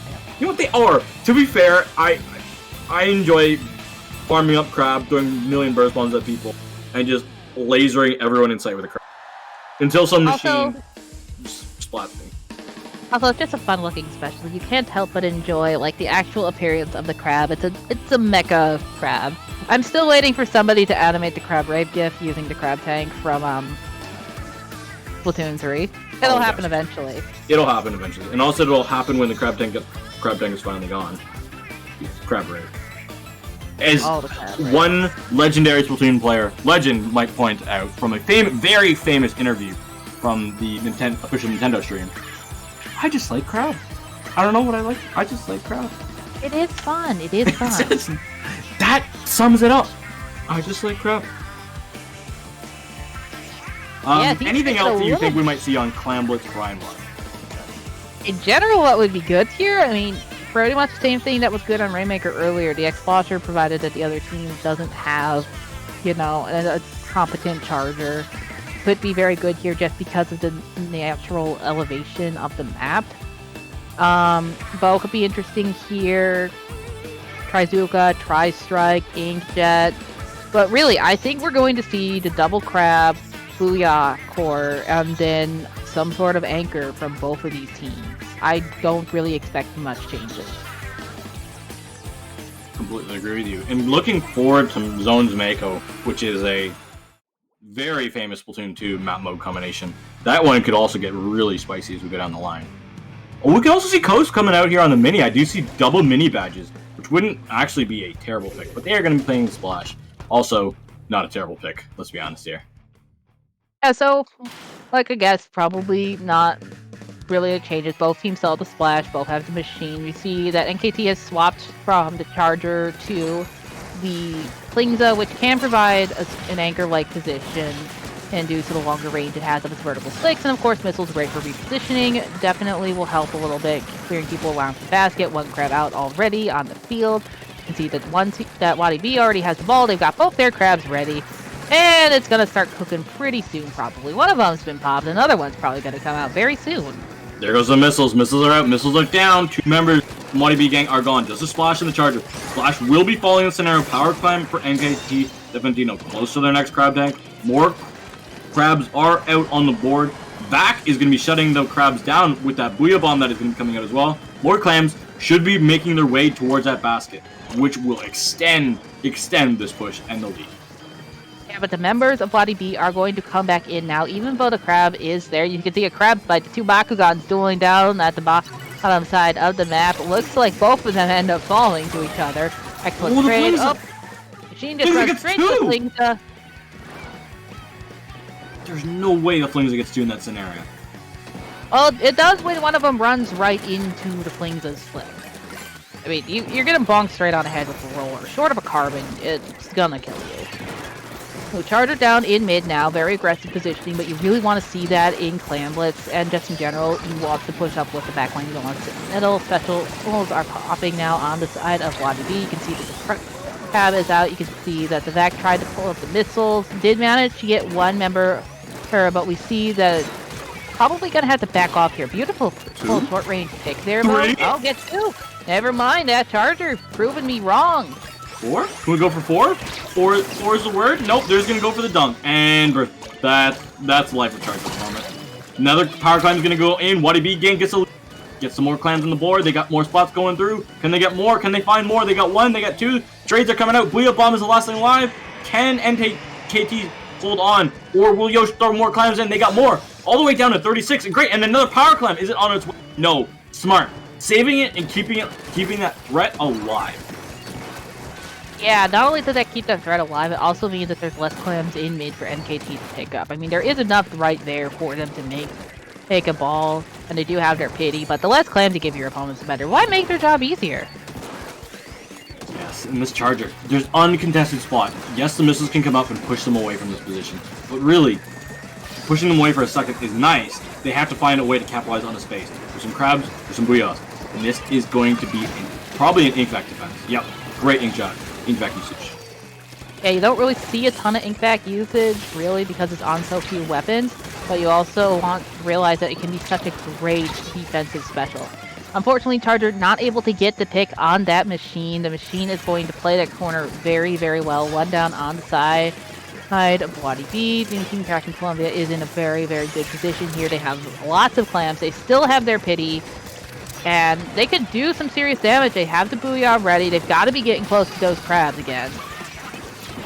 Yeah, and there goes a Booyah. Booyah's going to be coming out. How much splats can it cause? It is able to get one, I believe. Missiles are out. They're going to be popped. 2 clams at the ready for NKT. They need to get in with them. They need to find their way. Machine falls. Charger is falling from the other side. They've lost their flings as well. Power clam goes in. Crabs are out. Can they pick up this other power clam? Yes, they can. No, they can't. Yes, they can. They the basket all the way down to 17. And they flip the lead in their favor with just over a minute remaining. Yeah, but you gotta figure Wati-B already has a power clam. They've got all the clams in mid. They managed to get 2 down, and the members of the NKT are staggered.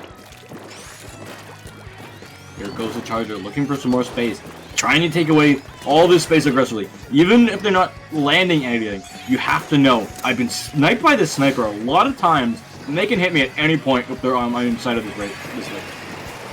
You can see that the Charger pops the ball to get the Inkvac going really, really deep in. One number going down on the left side of NKT. They've got the 1 power clam that goes in, a second one coming in. They got to get the third one. Not able to find it. Beautiful defense there from NKT.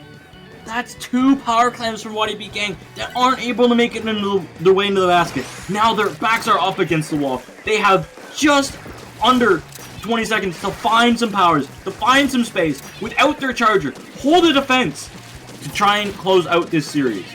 They do have 3 clams, so they only need to find a couple more. Booyah getting popped. Might be a little bit early. 1 down. They got 5 clams on the field for Wati-B. Not able to find the last 3 vote to get power clam and force in overtime. Very, very good win for NKT there. It forces them to play to game 3, and honestly, that's what you want in NKT's position. You don't want to go out 2-0 on the first round. No, it's you play all those rounds of Nessie's pool. You win your pool. You win and you move on to Great White just to go 0-2. It's an unfortunate way to go. It is. So moving on to Splatzone's Mako Mark. Probably we'll see a trip back to the comps from round 1. And I did notice that the Charger on the side and the Flingza on the side of NKT does have the E-Leader user title, so they definitely have been playing some E-Leader. Could potentially see a swap to that. There are so many little nooks that you can tuck the Wave Breaker into to kind of protect it from the other team. On the flip side, though, Inkvac, pretty useful in getting Ink off the zone. It's strong, but if you're gonna be playing Charger v Charger, you have to play you kind of have to play E-Leader. I have seen success, but honestly, I've only seen success with my teammate, and that's Crimson Shadow at Big House. That's the last time I've ever seen a regular Charger really handle an E-Leader. And to be fair, they did have a Reflex player who was just spamming missiles at the game. Whoever the Reflex player is pretty darn cringe. I don't know who you are. Why do I get the feeling that was you? We didn't talk about how I wanted Reflex to have Crab and 150 points of special on the next update. No, but you were probably eating Cheez-Its at the time, even though we're not sponsored. Not sponsored, by the way. Not sponsored, Speaking of where you can get some good snacks, I heard on aisle 6, you can get some really good snacks. What you cannot get, though, is toilet paper in Splatzone's Mako Mart because they removed the toilet paper from the game. It's now just an ordinary wall. You can still get the melons, you can still get the cereal, you can still go to breakfast, can't get toilet paper. They must have had a pandemic. No way! No way she went there! She actually just went there! The way that the toilet paper is just gone. And, How am I supposed to commentate a set seriously when we're talking about toilet paper? It is an official call out on the S2 map. It's true. It's true. We see E-Leader versus E-Leader. E-Leader scope on the side of NKT. Additional range for sacrificing some mobility. Kit Kat has the greater mobility with the unscoped E-Leader. And it's going to be the scope that falls first. 2 down on the side of NKT. Wati-B really wants to get this. As the crowd does manage to find Tuvo. And it looks like Yoshi's in a bit of trouble. Yeah, not able to find anyone. The flank doesn't manage to find anyone as well, so good flip in favor of NKT. NKT, they've finally been able to really get the zone under control. It took 30 seconds, so not a crazy amount of time, but it still did take some time. Wati-BGang are up for both teams. Double crab for Wati-BGang. This is a good spot for them to get in. They have to watch out though. The E-Leader is going to be the first one to fall. So they're going to be actually just waiting around, allowing NKT to really poke out with some of their specials. Smart, because NKT has just essentially wasted one of their crabs. Yeah, they'll get it back pretty quickly, but members of Wati-B still have specials online, but the flank coming in, gonna pick off that Booyah, gonna pick off the crab, it looks like, possibly. The Bakugan is gonna force to turn around and ignore the zone. Huge double there from the flank. Really, really good job, and it looks like one member Kit Kat on the ground. Yeah, Wati-B is just going to have to run in there and try and get the cat. They do manage to get one. They get two. Can they get the zone in time? They might be able to. They've got 2 members down. They're going to get just barely a 1-point meme, everyone.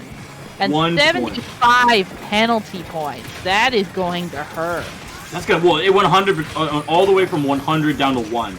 That's the maximum, really the maximum amount of penalty points you can truly, the zone will really truly give you. This is so tight. Both teams at a razor's edge. If Wati-B is able to defend this push right here, right now, this should be good for them. But unfortunately, they're falling. Crab Tank, Booyah from NKT. The penalty should be applied, but there's one last Crab Tank. One last Bastion that has to fall. Will it fall? No, it doesn't, but the zone will. 2 going down almost immediately. Really good position for NKT. They're going to rush up into the spawn. They do manage to find one. Kit Kat's going to have to try and see if they can find a snipe somewhere. It looks like they might think that there's one member of NKT over on the exit. Oh, somebody just died over there. Definitely is one over on the exit. Not anymore, though, because they're dead. Both teams trying to feel each other out. The team that has a huge advantage is NKT. They've got the point down to 1. They have a penalty they are really working through. Wati-BGang have to find a way in. They sort of have a Booyah out. It is going to be able to cap the zone. 2 members of NKT are gone. Crab, E-Leader. They are still at the ready and ready to fight. What is their way to get back in? They gotta get a pick on that crab freezable. Yeah, the E-Leader can paint a decent amount, but it doesn't have a special anymore where it can paint. The E-Leader goes down, so they lose the range. Crab coming out on the left-hand side. Another crab forcing in, but that's gonna force the crab to turn around. 2 down on the side of NKT. 1 member on the stack, but they're being called out and being poked by bombs, so they're gonna have to back way up. They do have a Booyah already. They could potentially use that to get in. 1 down on each side of the field. They lose their Booyah. Honestly, that's a trade in favor of Wati-BGang, though. Yeah, this is going to be so close. We're at 19 ticks before this game is over. Wati-BGang, they've got Booyah. They have how much more time can go through? Booyah is going to be able to paint the zone. We need NKT to get in the zone. Wavebreaker's out. Where's the paint? Who's going to paint the zone? No one's going to neutralize it, and that's going to be game. Wati-BGang walks away with game 3. Nobody's able to paint the zone. Nobody's able to capitalize on it. And that will be the end of the series. And Wati-BGang moving on to round 2. Yoshi's big gamble on themselves paid off. Yo, that's a lot of channel points going one way. Great job. Just that's the smartest way to gamble. You have the confidence in yourself. Bet on yourself. It's almost like they made it into a t-shirt. Yeah. And with that, round 1 of Great White is done, and so is Genie and My Time's on the mic, because we gotta find somebody else to talk, because you're probably tired of hearing us. Yeah. You're going to be joined with Imad and Nox. Those will be the next 2 commentators, but before they hit the mic and before we send you to the next round, Chads, where can the lovely people find you? You can find me on Twitter at ShadowDragon42. You can find me in the IPL Discord and in the Twitch chat at IB_Chads_. You've probably seen me around telling jokes in the break. Jeannie, where can the good people find you? They can find me coping for that team name that you guys heard. The next commentators have to. Hell.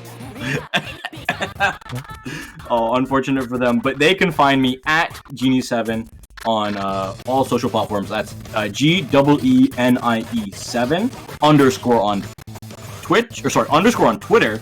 On every other platform, no underscore. And yeah, I'm going to be streaming Splatoon 3 and the new Pokemon games over the holidays. So if you want somewhere just to chill out during the holiday season, cozy up, or enjoy some time in the sun for my southern hemisphere folks, just drop over by my Twitch. But with that, I wish everybody at IPL a great and safe holiday season, whatever you're celebrating and whoever you're celebrating with. There's always people around the Splatoon community, so don't be afraid to celebrate with each other, especially coming for the new year. But with that, Shads, that's all. We should send it to our next commentators. Don't go anywhere. Other people, not the two of us. We'll be right back.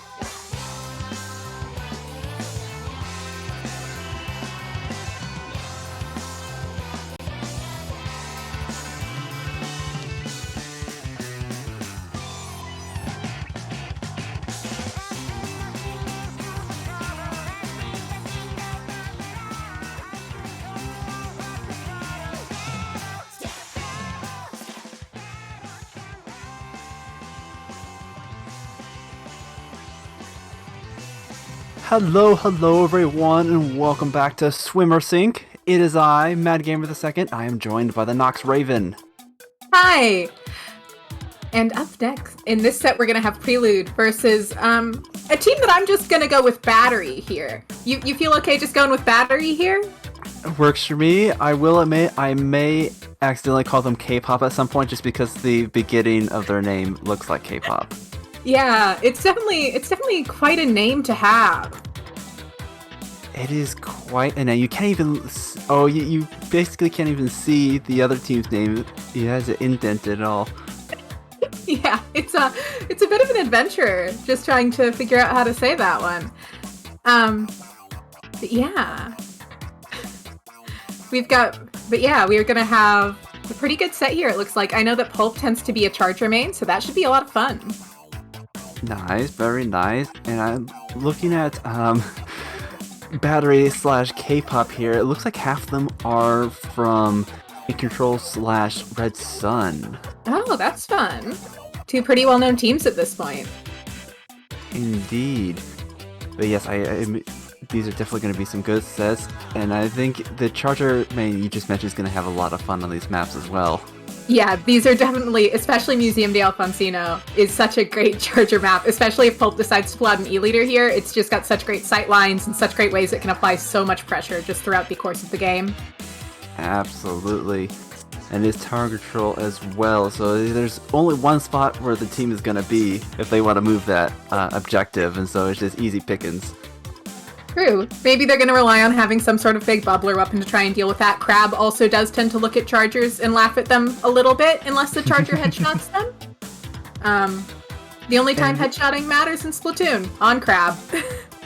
And even on a museum as well, you have that bit of a high ground compared to the tower, so it's a little bit easier, more of an angle for the Chargers. Yeah, the high ground is always something Charger players tend to look for. Oh, and we are going into Zones Wahoo, actually.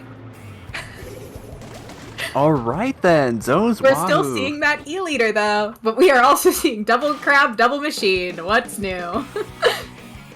Oh yes, and there goes I think they realized their I think they mistake. realized. Yeah. It's not what kind of Splatoon tournament is it unless you see a couple of those moments throughout it? At least we don't have to play out the games anymore. That is true, that was a nice highlight of the new feature right there.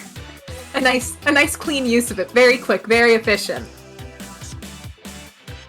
Very much so, and I imagine we'll be hopping in soon enough. We saw a little bit of a preview, I don't know how much, or if they're going to choose to stick with the concept, the double splash, double bucket.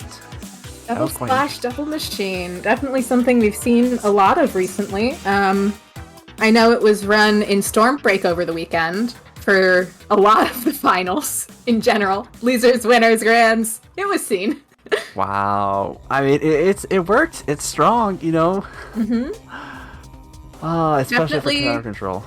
Yeah, it's definitely a very strong comp. It can have issues defensively sometimes just because it doesn't have that range that a lot of comps rely on, but you just make up for that by having Crab or Booyah ready at the right times. Mm-hmm. Very much so. But I do think people are learning to get better about dealing with Crab, though. Yes, I think it's been in the game, we've had the experience, and now we're figuring out ways to not get absolutely crushed by it. Exactly. We're figuring it out, and obviously, ideally, it gets a little nerf as a treat for us. But I think we can make it workable. That being said, we are still seeing that double machine, double Crab, and we are seeing a T-Tech come out, which is actually a pick I really like into double Crab comps because Ink Strike makes Crab's life a lot harder.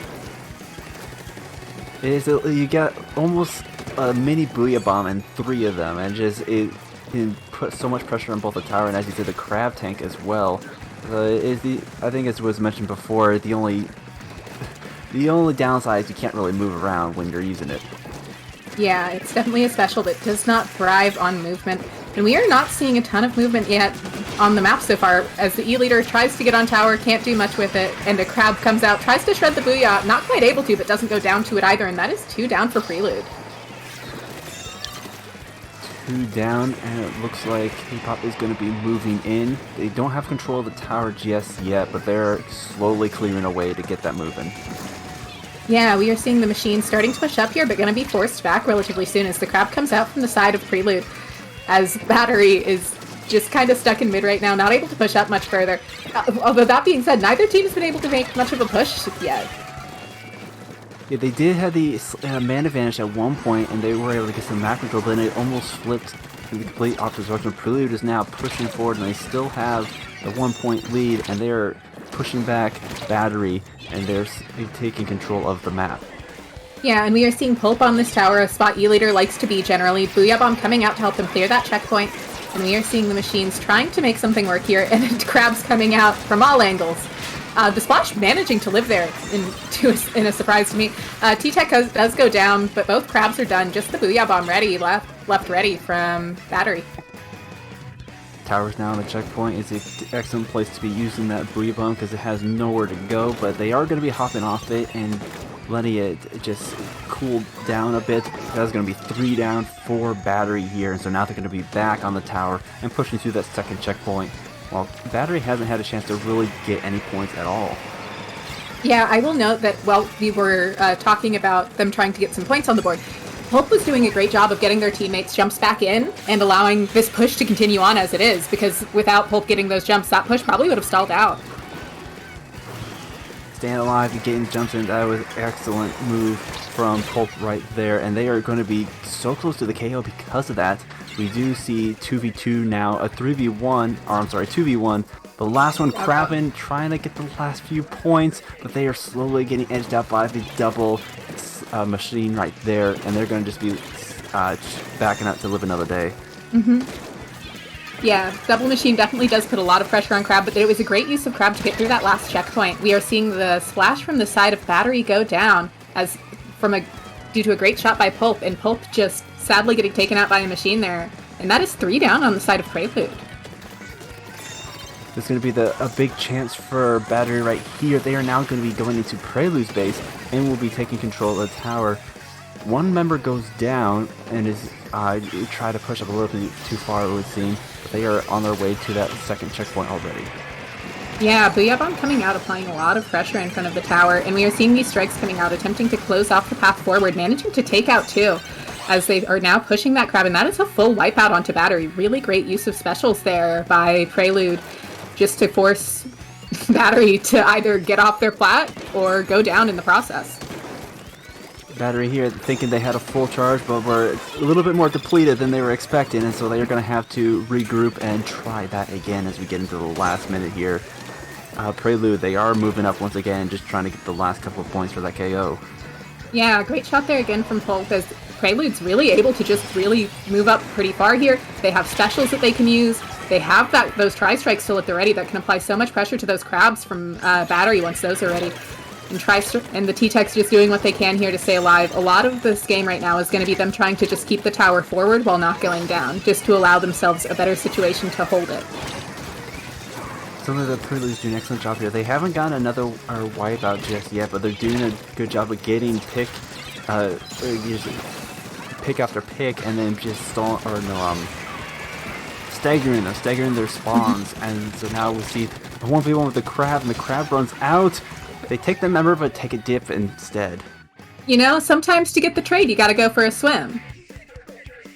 And we are seeing everyone setting up again. We are seeing Battery trying to get ready for this push. Not going to be able to find it, most likely, as one of the machines has already gone down. Although they do take out a T-Tech in the process, one of the Crabs is coming out. And we are seeing them trying to use this Crab tank to apply a lot of pressure ahead of them, trying to take out this E-Leader. Not going to be able to. And the machine is now pushing up, able to take the Crab out. And there are just the 2 machines left. And there are 4 members up for Prelude. So Prelude, if they play this smart, should just be able to take the tower back pretty easily. Yeah, Battery, they had one more chance to get that back, but unfortunately we're not able to stay alive long enough to keep the tower, and Prelude will be taking this first match of this set. An excellent play by both teams, but Prelude just coming out on top here. Yeah, Prelude did a really good job coordinating their specials and making sure to survive the enemy teams.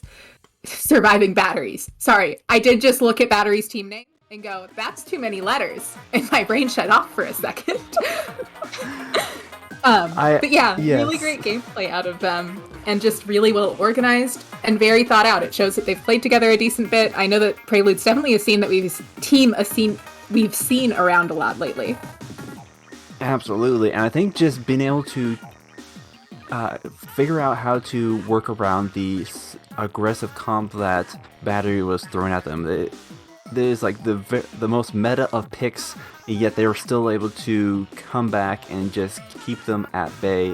One with their anchor, but also with their coordinated plays and their specials.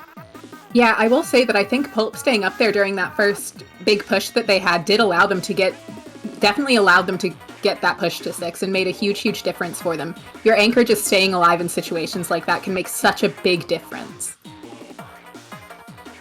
Museum tends to be a little bit of the larger maps, and so the jump in really accelerated everything a bit. They didn't have to wait all the way to get back to mid, and they gained so much time because of that. Mm-hmm. And next up we're going to be going on to Rainmaker Flounder. What are your feelings on Flounder? I know it's a bit divisive at the moment.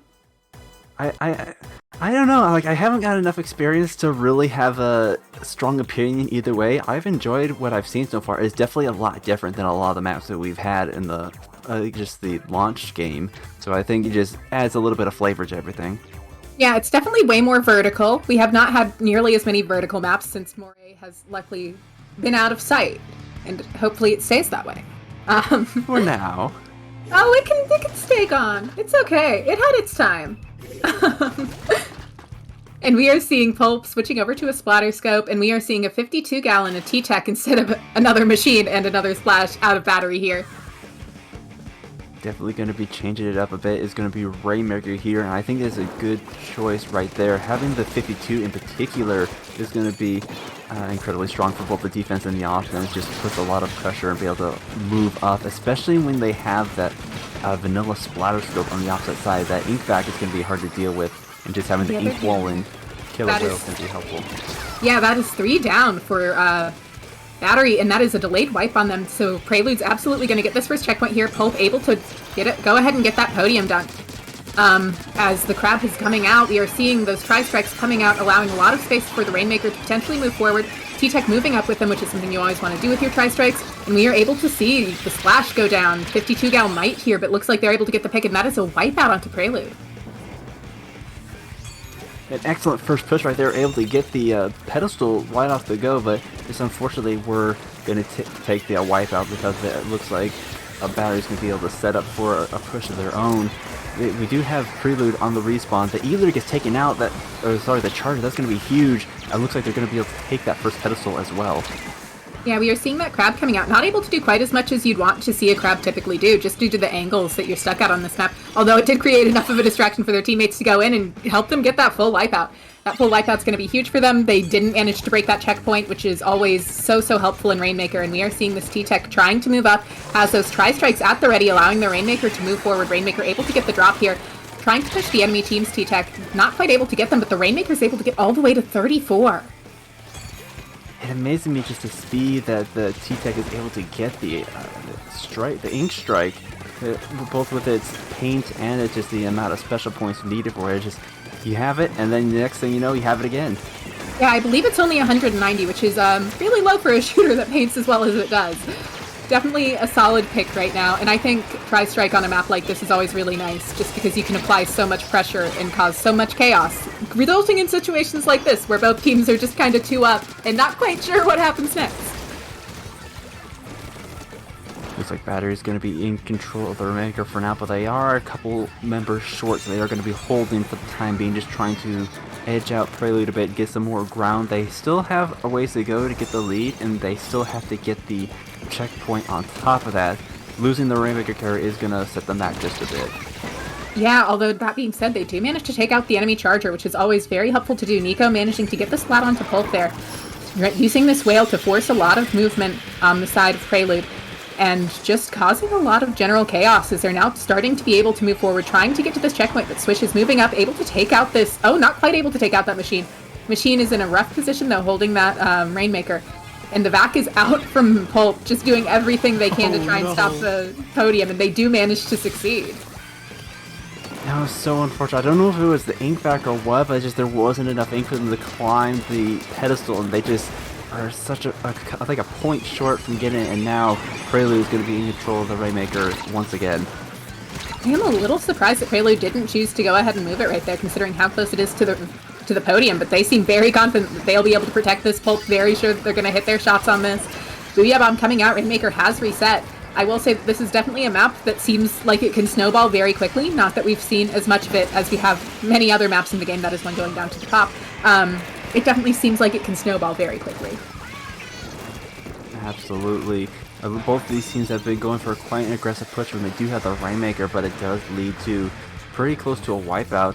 Speaking of which, that's going to be 2 down for the side of Prelude. Looks like Battery is going to be able to get this checkpoint finally as we get into the last minute of the game, and they are still going. Yeah, but we are seeing the Tri-Strike almost at the ready, and that is 2 down for Battery, and it looks like Prelude will be able to reclaim mid off of this. Tri-Strikes coming out from both teams, just utter chaos there for a second. I'm sure that Prelude's T-Tech was not quite ready for that, and we are seeing the machine trying to get the pick there, able to get the trade. Nobody has the Rainmaker right now, and it managed to reset, which is really favorable for Prelude. Puts them in a way better situation to have the Rainmaker way back in mid rather than right in front of their spawn. That is for sure. It looks like Battery is going to be able to pick it up once again. They are still waiting for a couple of members to respawn. They are just trying to find an open here. As 2 members of Prelude down. Nico here pushing up and really putting in some work. They are so close to getting that, just 6-7 points away. They just got to survive and get some paint. They're 1 point away from that, but they lose all of their team members. This looks like it's going to be a victory for Prelude once again. It absolutely is a victory for Prelude there. And just really great organized gameplay out of Prelude. Really great job of not panicking, not rushing in and feeding when the Rainmaker was coming towards them like that. That's always such a stressful situation that makes it so tempting to just barrel in head first. Especially since it only takes just 1 kill to end the game right there. It is so tempting. But they were, as you said, just kept their cool. They painted. They waited for them to make their first move. And wait for them to drop and come out of cover, and they were waiting for them. Yeah, and with that we have Prelude managing to beat out, I've been asked to say Battery's full name, KNCOPPVLPM, Kitty Battery Operated Carbon Monoxide Alarm with Digital Display for the top 8 match. Yes, that is quite a mouthful, and it's such a shame for them to see them knocked out like this. However, I am a little bit relieved that we won't have to say it again. Yes, absolutely. Make sure you guys tune back in for semis in just a few minutes.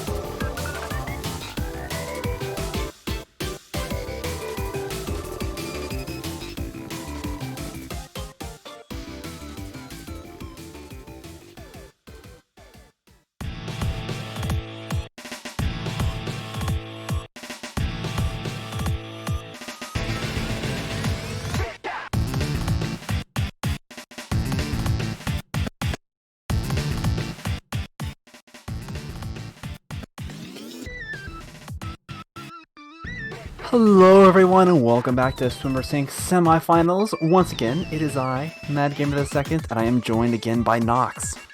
Yeah, and in this set we're gonna have FTWin versus Super Dry. Which, you know, it's FTWin. Cool to see them back playing the game again as a team. Wow, retirement looks good on them. Super Dry made up of a lot of players that play in SOS most weeks. I've definitely seen Sienna in a lot. Apple I've seen around a lot over time.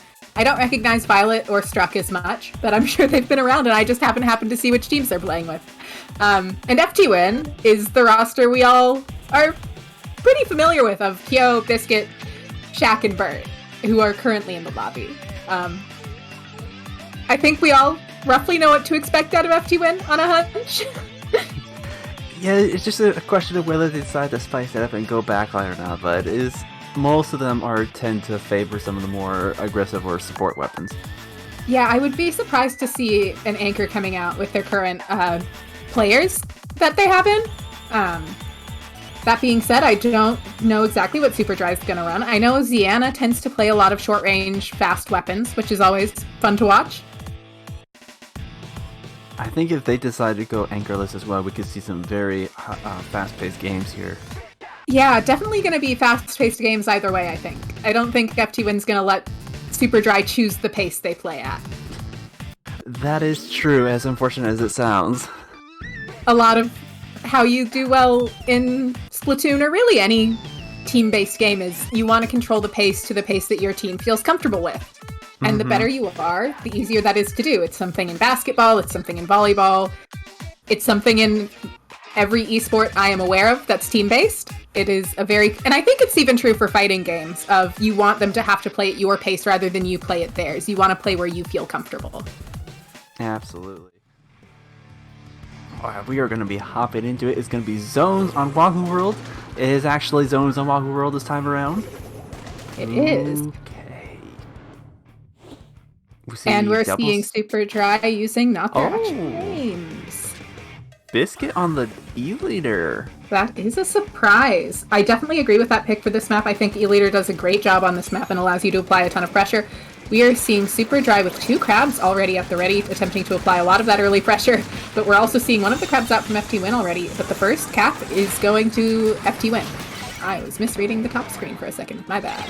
You get the first cap, or they use through their crab tanks already. Looks like Super Dry is trying to find an opening. They use a couple of their specials, but lose one of their splashes in the process. Ooh, and the nice shot by Biscuit here. I will point out that the Flingsa here is taking the place of an Anchor for Super Dry. It's trying to accomplish a similar role to what the E-Leader is for FTWin, which is definitely something we've been seeing a lot in top-level play. Definitely been seeing a lot of Flingsa. Been seeing even long-term Anchors switch over to Flingsa on days when Anchor just isn't quite going quite right for him. And we are seeing Super Dry trying to push back in here. Might be able to cap the zone, but no, it looks like Shaq's going to come back in and pop that crab and just take over their plat yet again. They're going to have to watch out. The missiles come out just trying to dislodge them a bit, but Birds here just being as aggressive as possible. Already just take down several members to get into the last 10 points here, and I think that's going to be game for FTWin. It does seem to be game for FTWin. That was a nice solid 100-0 hold with a couple little temporary stops in the middle there. Never a full cap by Super Dry at any point during that game. They had a couple of moments where they were able to stall it out, but then subsequently lost to players. They weren't able to hold it for very long. FTWin, which is the excellent special coordination, and it honestly just a surprise E-Leader from Biscuit as well. Just be able to stay in mid and just have control of almost everything. Yeah, Biscuit's definitely one of those players that definitely seems to just be able to play every weapon in the game. I think I've seen Biscuit play something out of every class except maybe Brella, and even then that's a maybe. Maybe I have at some point and just don't remember. Well, it is. Definitely they one are of those players. Notorious for their Nautilus, and Nautilus is not doing so hot right now. No, I believe they also played a lot of mini back in S2, which is always a neat thing to remember.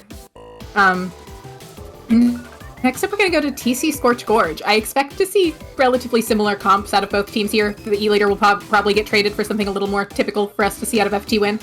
Although, who knows? Maybe they're just feeling spicy tonight. It's certainly has a good range advantage here. Scorch is known for their more open area right in the middle, and especially for tower control. Tower control is one of the ones where the middle is lowered quite a bit to hold the tower. Yes, it is. It is lowered quite a bit to make that way easier for everyone to get access to the tower. Which is good. I'm glad that they learned that lesson from Black Belly after 2 games.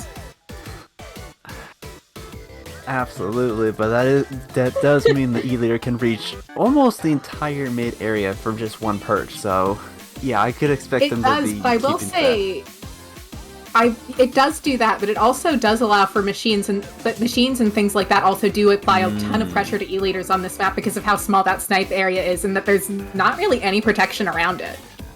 That is true. That is a good point. Definitely could see some different weapons coming out here depending on what FTWin's feeling. Oh, and we are seeing a Rapid coming out from Super Dry here. Not a weapon that we see a ton of. And we are seeing a Range Blaster coming out from Kyo. Kyo did play a ton of Blaster back in S1 and tried to make it work throughout most of S2. But they're definitely, at the end of it, you couldn't make Blaster work. They are making it work now, and they're still keeping the double splash. Biscuit going for the Vanilla Charger, an excellent choice for that Ink Vacuum on tower. No bubblers here, but the Pro Rapid actually is an interesting choice. Also using the Ink Vac for the side of Super Dry here. And we are seeing two of Super Dry's members already going down. FTWin's going to push up pretty quickly here as Kyo is able to get yet another pick. Kyo just going in, moving up, taking this space, knowing full well that it's very hard to challenge him. And trying to get a pick on this Vac here. Not going to be able to, but going to be able to distract enough attention that this checkpoint should fly by for them. As Bert is trying to hold this left area, they did manage to get that checkpoint, and we are seeing a Crab just trying to find a pick on that tower as all of FTWin has respawned now. There's a good play on Super Dry. They were able to get their Crab first and just push Bert off of that play. If Bert was able to get that Crab tank of their own, that would have been huge for FTWin, just putting on so much pressure. But it looks like they are not going to be needing it. 3 members of Super Dry down, and FTWin is on to their last checkpoint. Yeah, I will point out that Biscuit did a really great job during that second checkpoint of just using that Ink Vac to allow their teammates jumps back in. It's something that it's so good for, and just getting their teammates back in that quickly did allow for that push to just be as smooth as it was. They didn't have to back off really, they backed off just exactly enough when they needed to, and then were able to quickly retake as much space as they wanted, just due to good special coordination and all being very good players. 100%, and I believe that is going to be the set for FTWin here, going on to the Grand Finals. It is not a Play 03, is it? It is not, no. It is best of. Okay, so we will not be watching any Ray McCarr and Eel Tail, which I'm not sure how I feel about that. It's definitely an interesting map mode. But yeah, we'll be back in a few minutes with Grand Finals of Swimmer Sync.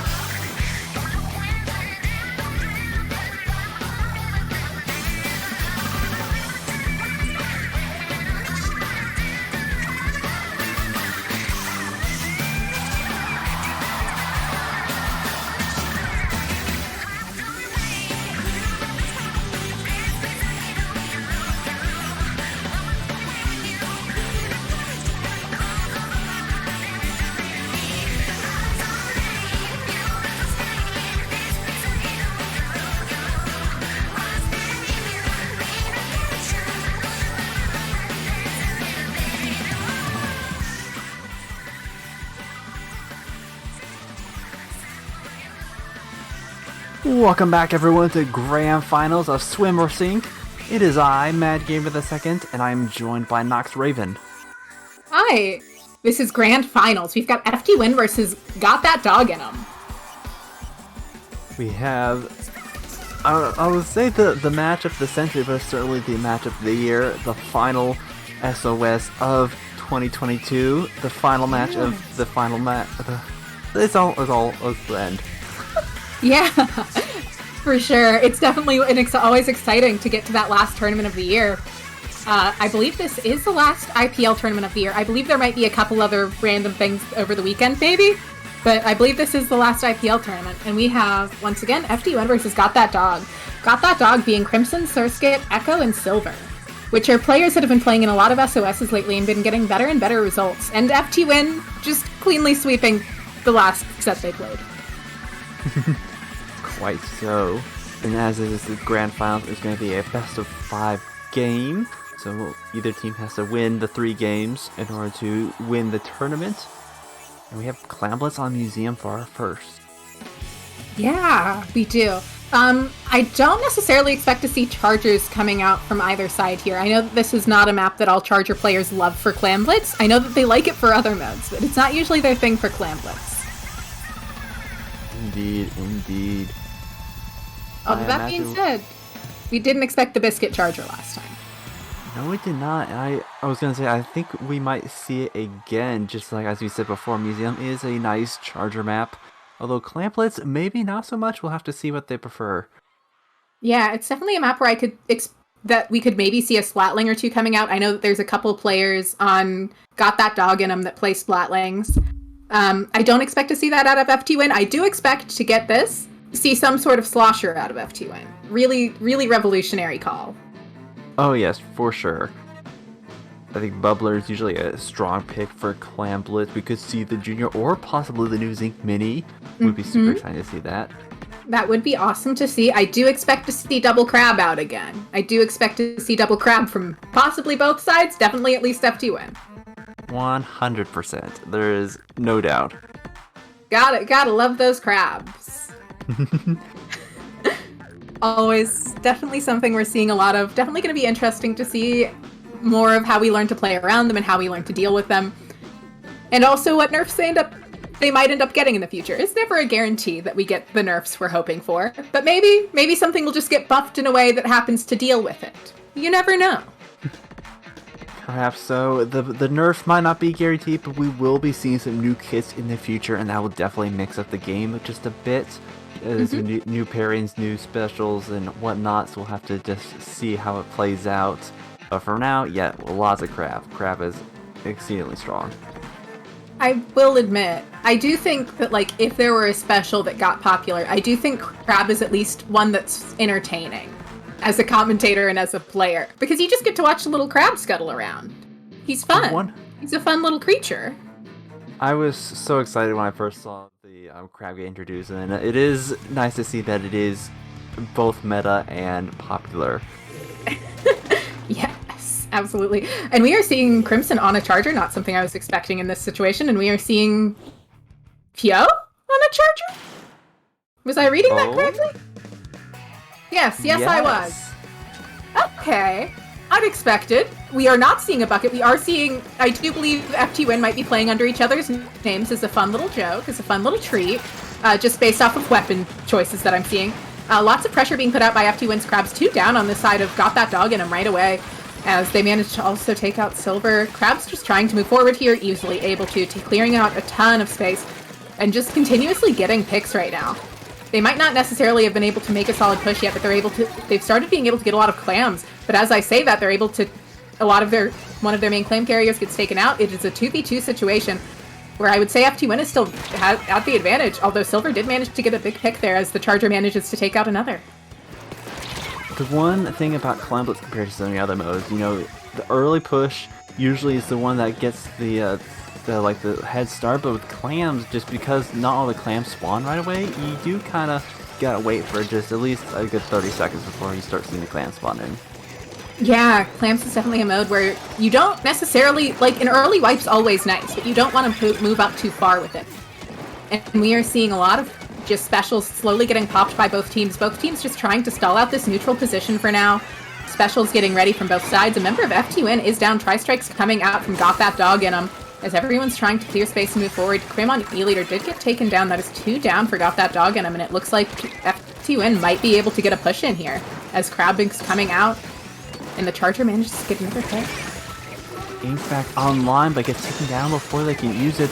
They do get the power column as well as another one in, as well as taking down 3 members of Got That Dog, so they are going to be moving up, but a nice pick by the E-Leader. A nice pick again, taking out the carrier and letting the basket just close right there. That was a huge play. Yeah, they managed to fully shut down that push. They did manage to get 2 powers in first, but now Got That Dog in him should be able to reclaim a bit of space. 2 down again for FTWin, although the blaster for Got That Dog in him has gone down, and they are just trying to clear out this space. Kyo has gone, well, who is claiming to be Kyo has gone down. Surprisingly, I do think it's Kyo on the blaster, but this is something we can theorize about between games. As Grim is just watching over mid here, trying to make sure that nobody's able to really break in. About halfway through this match, Got That Dog is starting to slowly push up. They don't have too many clams, and certainly not enough for a power clam, and just like that is the E-Leader, the last one remaining. We'll have to see if they're able to jump out. And not quite able to, and we are seeing Bert moving up here with this range blaster. And we are seeing burst bombs coming out from these splashes, applying a ton of forward pressure, getting some pain on the ground for themselves to move forward, and we are seeing that vacuum at the ready, which should enable this push to move pretty smoothly.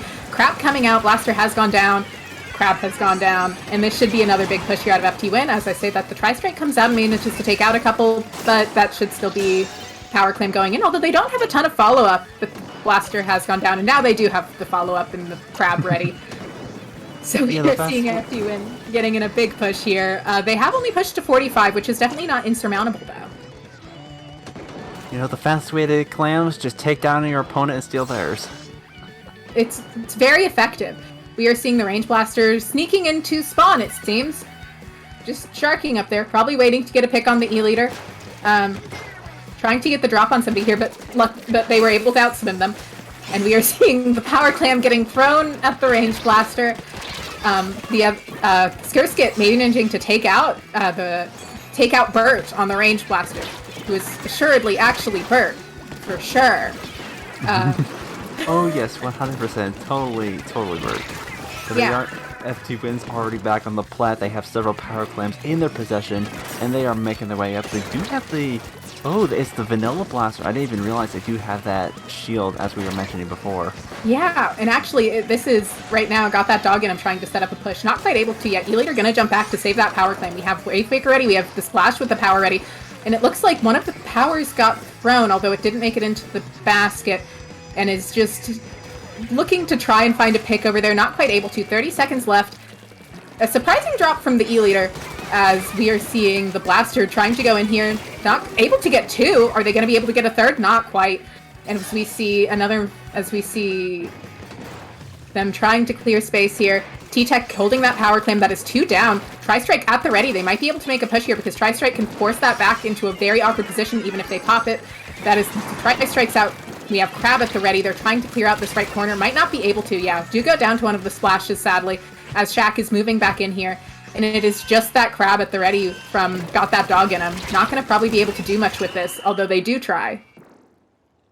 That last Power Clam was what kept that match going. They did make an attempt to take it back, but there were just too many members of FTWin guarding it. So that is going to be the first game to FTWin, but not a complete knockout, I will say. Yeah, they might not have managed to get a true push in, but they didn't get knocked out, which is... I don't know how the rest of the games from all of the night went, but I do feel fairly safe in assuming that not getting knocked out is pretty good in this scenario. And on top of that, they took some pretty good fights with FTWin there. I think there was a couple times where they nearly were able to knock them out, or wipe them out. Again, they just weren't able to get that push set up for the point value. Yeah, they don't have quite the coordination they need to get in under those situations with FTWin. I do know that Got That Dog in them is made up of this is a pickup made up of a lot of very mechanically talented players who know a ton about positioning and are very smart about their special usage. It's just FTWin is FTWin. It's not going to be an easy fight. I would love to see them take a couple games. It's not necessarily anything anyone expects to see under this circumstance, though. Well, next up we do have the zones on the Flounder Heights. It is a new map, and again, I think we talked about the Flounder Heights, but now it's going to be the zones. This was incredibly difficult just because the defending team has such a height advantage. Yeah, it's definitely not it's a very easy map to get locked out of. It's hard to break back into. I do expect to see a Blaster still coming out from Got That Dog in him. Surskit has been playing Junior and Blaster pretty much exclusively for S3 so far. I don't know what else to expect, to be quite honest. Probably still some crabs. Probably still at least one crab from each side. Oh yes, for sure. I would be more surprised if we didn't see any crabs. Yeah, I would be surprised to not see any. I do maybe expect to see that T-Tech returning just because I think Tri-Strike is really good on this map. I think it applies a lot of pressure, can force crabs to fall off of really, really awkward angles that take them a long time to recover from, and just do a lot of things like that. I would love to see something like a sloshing machine come out here just because there are so many ledges to play around. I think going along with the Ink Strike it is one of the more better painting specials, especially compared to, say, the Booyah Bomb, which does have a good damage and just kicking at one space, but doesn't quite paint as much. Oh, we are seeing the Surskit Carbon. There was a period of Splatoon 2 where Surskit was a Carbon 1 trick. So Surskit definitely knows his way around a Carbon roller and should do pretty well with it. We are seeing Echo on that machine, and we are seeing a very similar comp from last game out of FTWin, except we are trading out the E-Leader. We are changing out the Splatter Scope for an E-Leader and the Range Blaster for a Luna, which is always fun to see. Luna does go down already, and we are seeing Got That Dog in. I'm trying to clear out some space here, popping those crap. This is FTWin. We are seeing FTWin popping those crabs, trying to clear out some space, and able to take out 3 members of Got That Dog in him. This should be a huge push out of FTWin, where they might be able to set up the lockout already. That's a nice spot. Just the Carbon Roller was trying to get in position to make a flank happen, but the Splash there just shut them down and was able to get up into their zone. Now FTWin is, as you said, getting ready for that lockout position. They have the high ground, and it is going to take quite a good push from Get That Dog in them in order to take this back. Wing Freaker coming up from that E-Leader, but not going to be in a very useful spot. E-Leader going to try and jump out, does go down to the other E-Leader.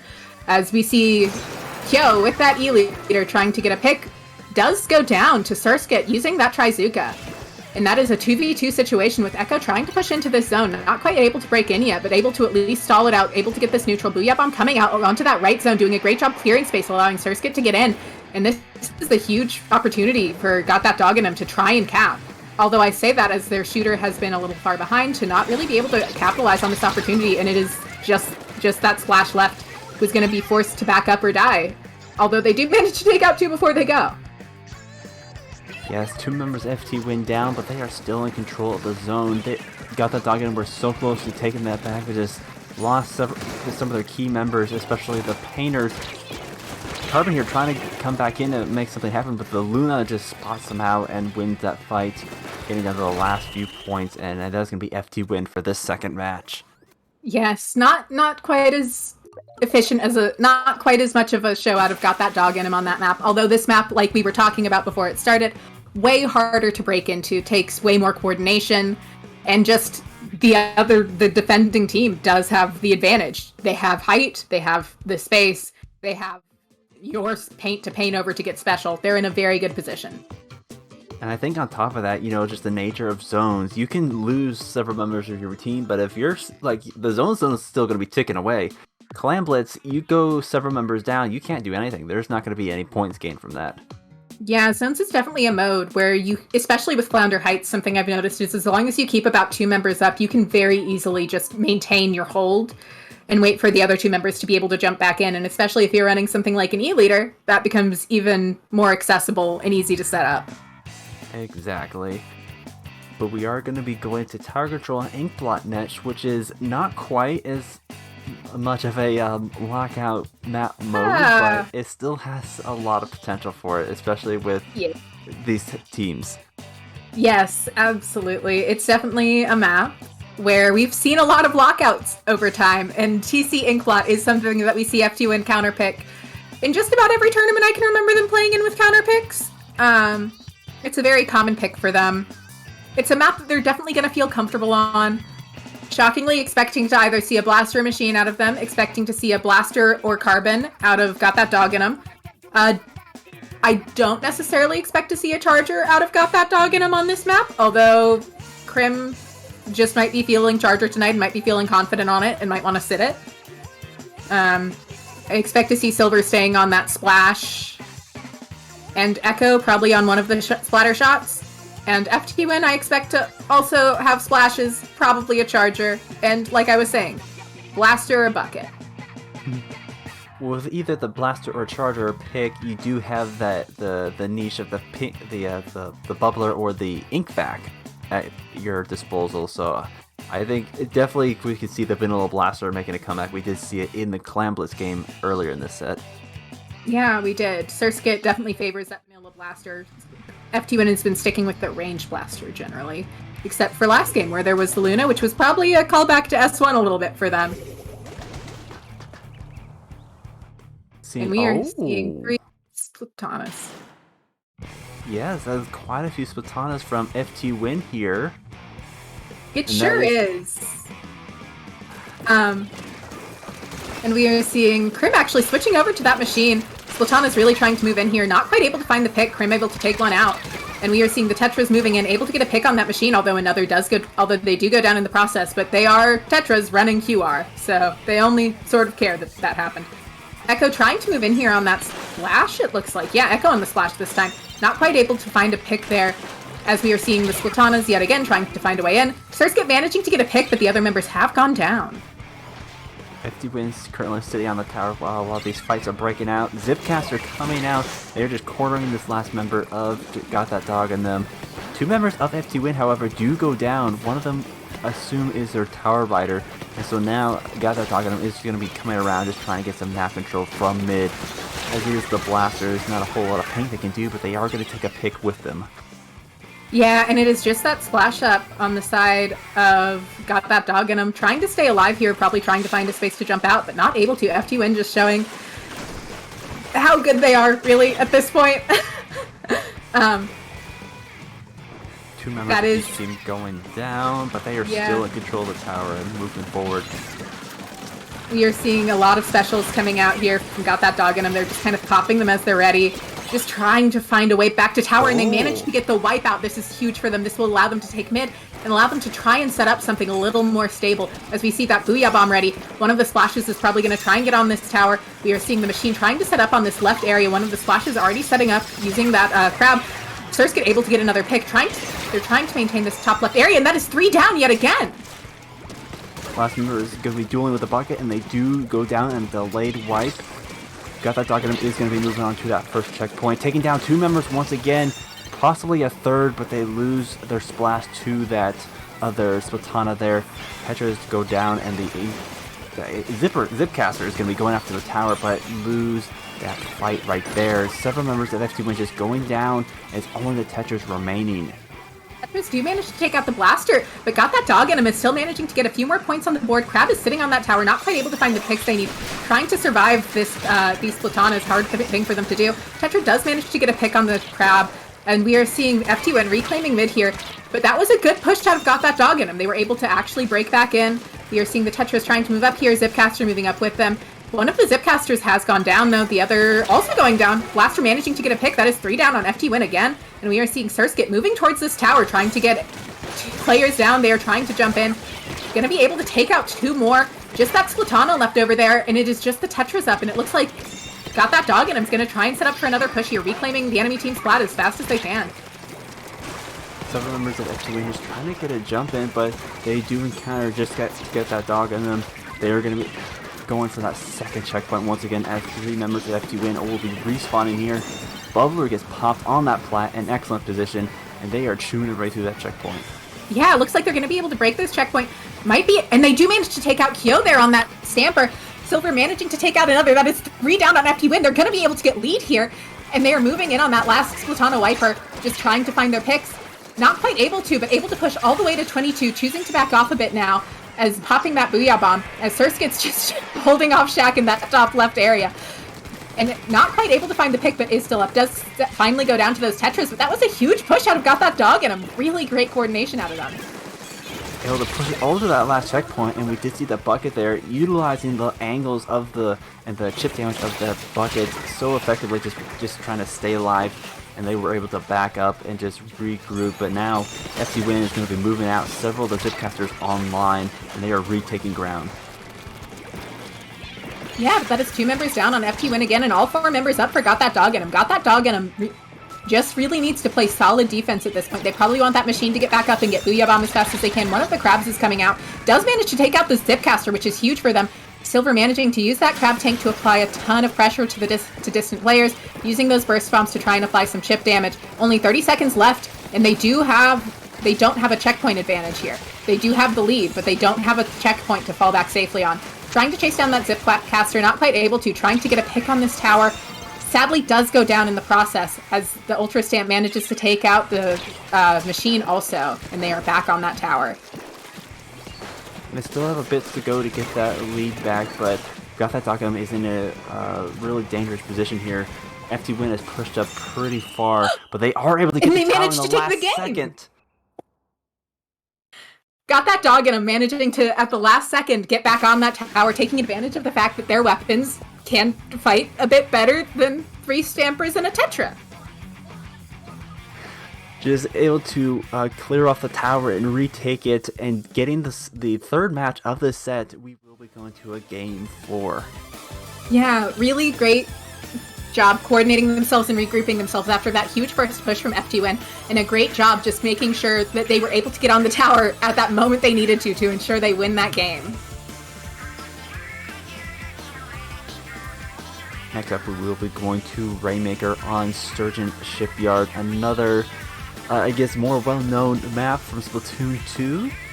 A little bit of changes from Splatoon 2 for Rainmaker, however. I think there was some tweaks to the terrain, if I remember correctly, especially that left drawbridge. Yeah, there was a slight change to it. The timing on when it moves is different. It's set on a timer strictly now and not based off of points, I believe, or that could be flipped. Either way, it is harder to push through that top left area now, especially with how checkpoints are set up. There is less incentive to just immediately go for that left jump. And you have to get the checkpoint, and you can't just bypass the bridge altogether. But nonetheless, both the teams should be fairly familiar with the layout and how the Rainmaker works, so it'll just come down to, I guess, the plays of the team and just what weapons they'll be choosing. Yeah, I don't know what to expect here after the last game from FTWin. I do expect to see Crim on either machine or slosher or a charger still. That tends to be what he plays. I do expect to see Silver still on that splash. He's been on it all tournament. Echo on a splash or shot. And Skit, I don't fully know what Sir Skit's gonna play. It's a fun game. And FTWin, I don't expect to see 3 Splatonas again, in a shocking statement. Perhaps not, but it is possible to be seeing at least a Zipcaster Maker return. We did see the Luna Blaster in zones on Flounder Heights. I think Zipcaster does have a potential to be good for Rainmaker, as the Rainmaker carrier will be a prime target for the defending team. Yeah, Rainmaker carrier is always the target that everybody wants to chase down and get. It just makes you into a shiny glowing object that, just like how the Glowflies chase you in Salmon Run, the players chase you in Rainmaker. Oh yes, absolutely. I do think it'll be interesting to see what they're choosing to pull out here. Definitely should be, hopefully, an interesting match. Would love to see a Game 5. Don't necessarily expect it, but would love to see it. We absolutely love to see it. The Rainmaker is... It's definitely better than Splatoon 2, but it still has potential for a quick KO. It is definitely not, I guess, throttled by the movement of a tower or the ticking of a zone, as some of the other modes are. Yeah, Rainmaker and Clam Blitz are definitely the most flippable modes. You definitely can get a knockout push in overtime. Like, you can get a push to 1 and not feel fully safe in Rainmaker or Clam Blitz, depending on circumstance. That's less so the case with Tower, or, well, I think it's still pretty the case with zones. I think it's less the case with Tower, because you can just set up defense so solidly, because you know exactly where that tower is going to be. And we are seeing 2 Splatana Stampers coming out of FTWin yet again. Although they have also put in the 2 crabs now. They've changed it up. We're seeing 3 crabs out of Got That Dog Get Him here. This is what we expect out of Splatoon at this point. Double meta, double unique. We are going to be seeing, as you said, one of the splashes go down, as well as one of the Stampers. Got That Dog at him, making some moves already, getting a third member down. Now they're going to pick up the Rainmaker and taking it to this right route right here, going for that checkpoint. Yeah, I will actually point out here that Got That Dog in him has actually subbed in Boopy instead of Surskit here, assuming Surskit just had to go do something. Boopy is a very good splash player and has been around for a long time, and ended up playing against not FTWin in Grand Finals of Low Tide City. Oh, very nice. I just realized we have 3 splashes for Got That Dog in him. Yes, we do. And we are seeing Silver up here trying to get something set up, having that crab ready, getting ready to defend here, trying to protect this checkpoint since they didn't manage to break through it on the other side. Trying to find something on left side, not quite able to as the crab comes out from FTWin, and they are trying to move something in here, and they should be able to get a decent push in, but it seems like right now Got That Dog in him's doing a decent job holding them off, using those specials, managing to get a pick on the Stamper. Boopy moving in with that Booyah Bomb. You can see the Booyahs going off in the distance with the Booyah Bomb going off as well. The Rainmaker character does go down, and so that they weren't able to quite get that checkpoint. So Got That Dog has another chance to be defending, but they do lose 2 of their members in the process. But it is a 3v3 situation with Got That Dog, and I'm surprisingly still holding on to the lead for now, 3 minutes in. We are seeing Kyo trying to move up here using the Stamper, getting close to that Zipcaster, should be able to find a pick on this Splash, not quite able to yet. Splash able to find them instead. Splash trying to move in on 2 players, not gonna quite be able to make that work, and FTWin is gonna be able to get the checkpoint here, but Boopy is able to move in, able to keep an eye on everything, and able to take out Biscuit, as that is a delayed wipe onto FTWin, and it should just be the Stamper up in mid. FTWin getting that checkpoint, but then Got That Dog counter attacking and getting the 3 down with the last one. The Zipcaster coming in straight for the Rainmaker, as we were talking about before. And so now the FTWin is going to be repopping that and going for it once again. Yeah, we are seeing Boopy with this crab up there getting ready to start holding off this push from FTWin, but FTWin has multiple specials coming out, and it looks like everybody's just trying to get everything set up. They only managed to get to 48 there, and we are seeing Boopy using this crab to effectively hold space and try and force everyone else away. And we are seeing one of the Zipcasters from FTWin landing on that top snipe area, and the Booyah Bomb coming out on Spinner. Pushing out FTWin from their snipe here. They're going to be taking away that high ground that they had, and they're going to be holding on to this Rainmaker. I think it reset before they were able to pick it up, and that is going to be the wipeout on FTWin, and Got That Dog is going to be pushing into mid. Yeah, Got That Dog, and I'm really doing a great job here of painting up, making sure they get those specials ready, and making sure no sneaky flakes can come out. Looks like Silver over here is getting ready to use this crab, able to take out one using that R shot. Actually, this is Boopy. They do have 2 crabs. Trying to get a pick on the enemy team's crab, not quite able to. Booyah Bomb coming out from Krim, as there is a flank coming out from FTWin, trying to get this Rainmaker. Silver doing everything he can to try and get to that podium, trying to get this checkpoint done. Not quite able to. It is a 3v2 situation though, and it looks like they might be able to repop here. If they're able to, they should be able to get this checkpoint. Echo managing to dunk that, as they are trying to get through this, trying to make it so that they can get to this game 5. Echo does sadly go down with the Rainmaker. Booyah Bomb coming out from Krim, as Bursty's moving in here, taking advantage of this Splatana, just fully taking advantage of its range and movement to manage to take out one of the splashes of Got That Dog in him, and managing to end that push for now. They only have 40 seconds left, essentially, to make this push happen. They definitely have the pain to be pushing forward after that checkpoint, and they were going to be going for it, but as soon as they pick up the Rainmaker, it was just all the crabs came out, and they were shut down pretty much immediately. So now we're back to pretty much a neutral game. FTWin in the lead, but not by much. 30 seconds remaining. If Got That Dog in him is able to get a good wipe, or just several players down as it is right now, they might be able to bring this back. Yeah, Booyah Bomb going out on that crab, trying to find a way to pop this Rainmaker. They're trying to find a way, and they haven't been able to find it yet. They only have 10 seconds to try and make a push happen. The machine does sadly go down to that Splash. Shaq doing a great job of just holding down areas, showing off how dominant this Splash can be. But there are 2 players down for FTWin, but Got That Dog in him doesn't quite manage to get the pop. What a close final game, though, for this set. We were seeing a lot of what we saw in that first Clan Blitz game when it came down to the team fights and the picks.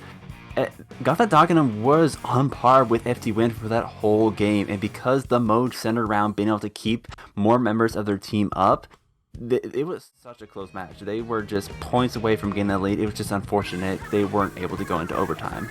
Yeah, they pushed it as close as they could. It definitely was closer than I think people would have expected it to be. And just really great gameplay out of all the members on Got That Dog in him. And of course, as always, congrats to FTWin. Great gameplay out of them. Congrats to FTWin for winning the final SOS of the year. It was definitely a good matchup for our final set, and I am happy to be here to have commentated that, especially having commentated that with you. But unfortunately, that is all we have for tonight. So before we sign off, where can the good people find you? They can find me at NoxRaven42 on Twitter and Twitch. And where can they find you? You can find me on Twitch, Twitter, and YouTube at IMedGamerII. All the Splatoon content, and especially going into the next year. But with that, we want to thank you all for hanging out and watching with us, and we'll see you all later. Have a happy holiday and have a good new year.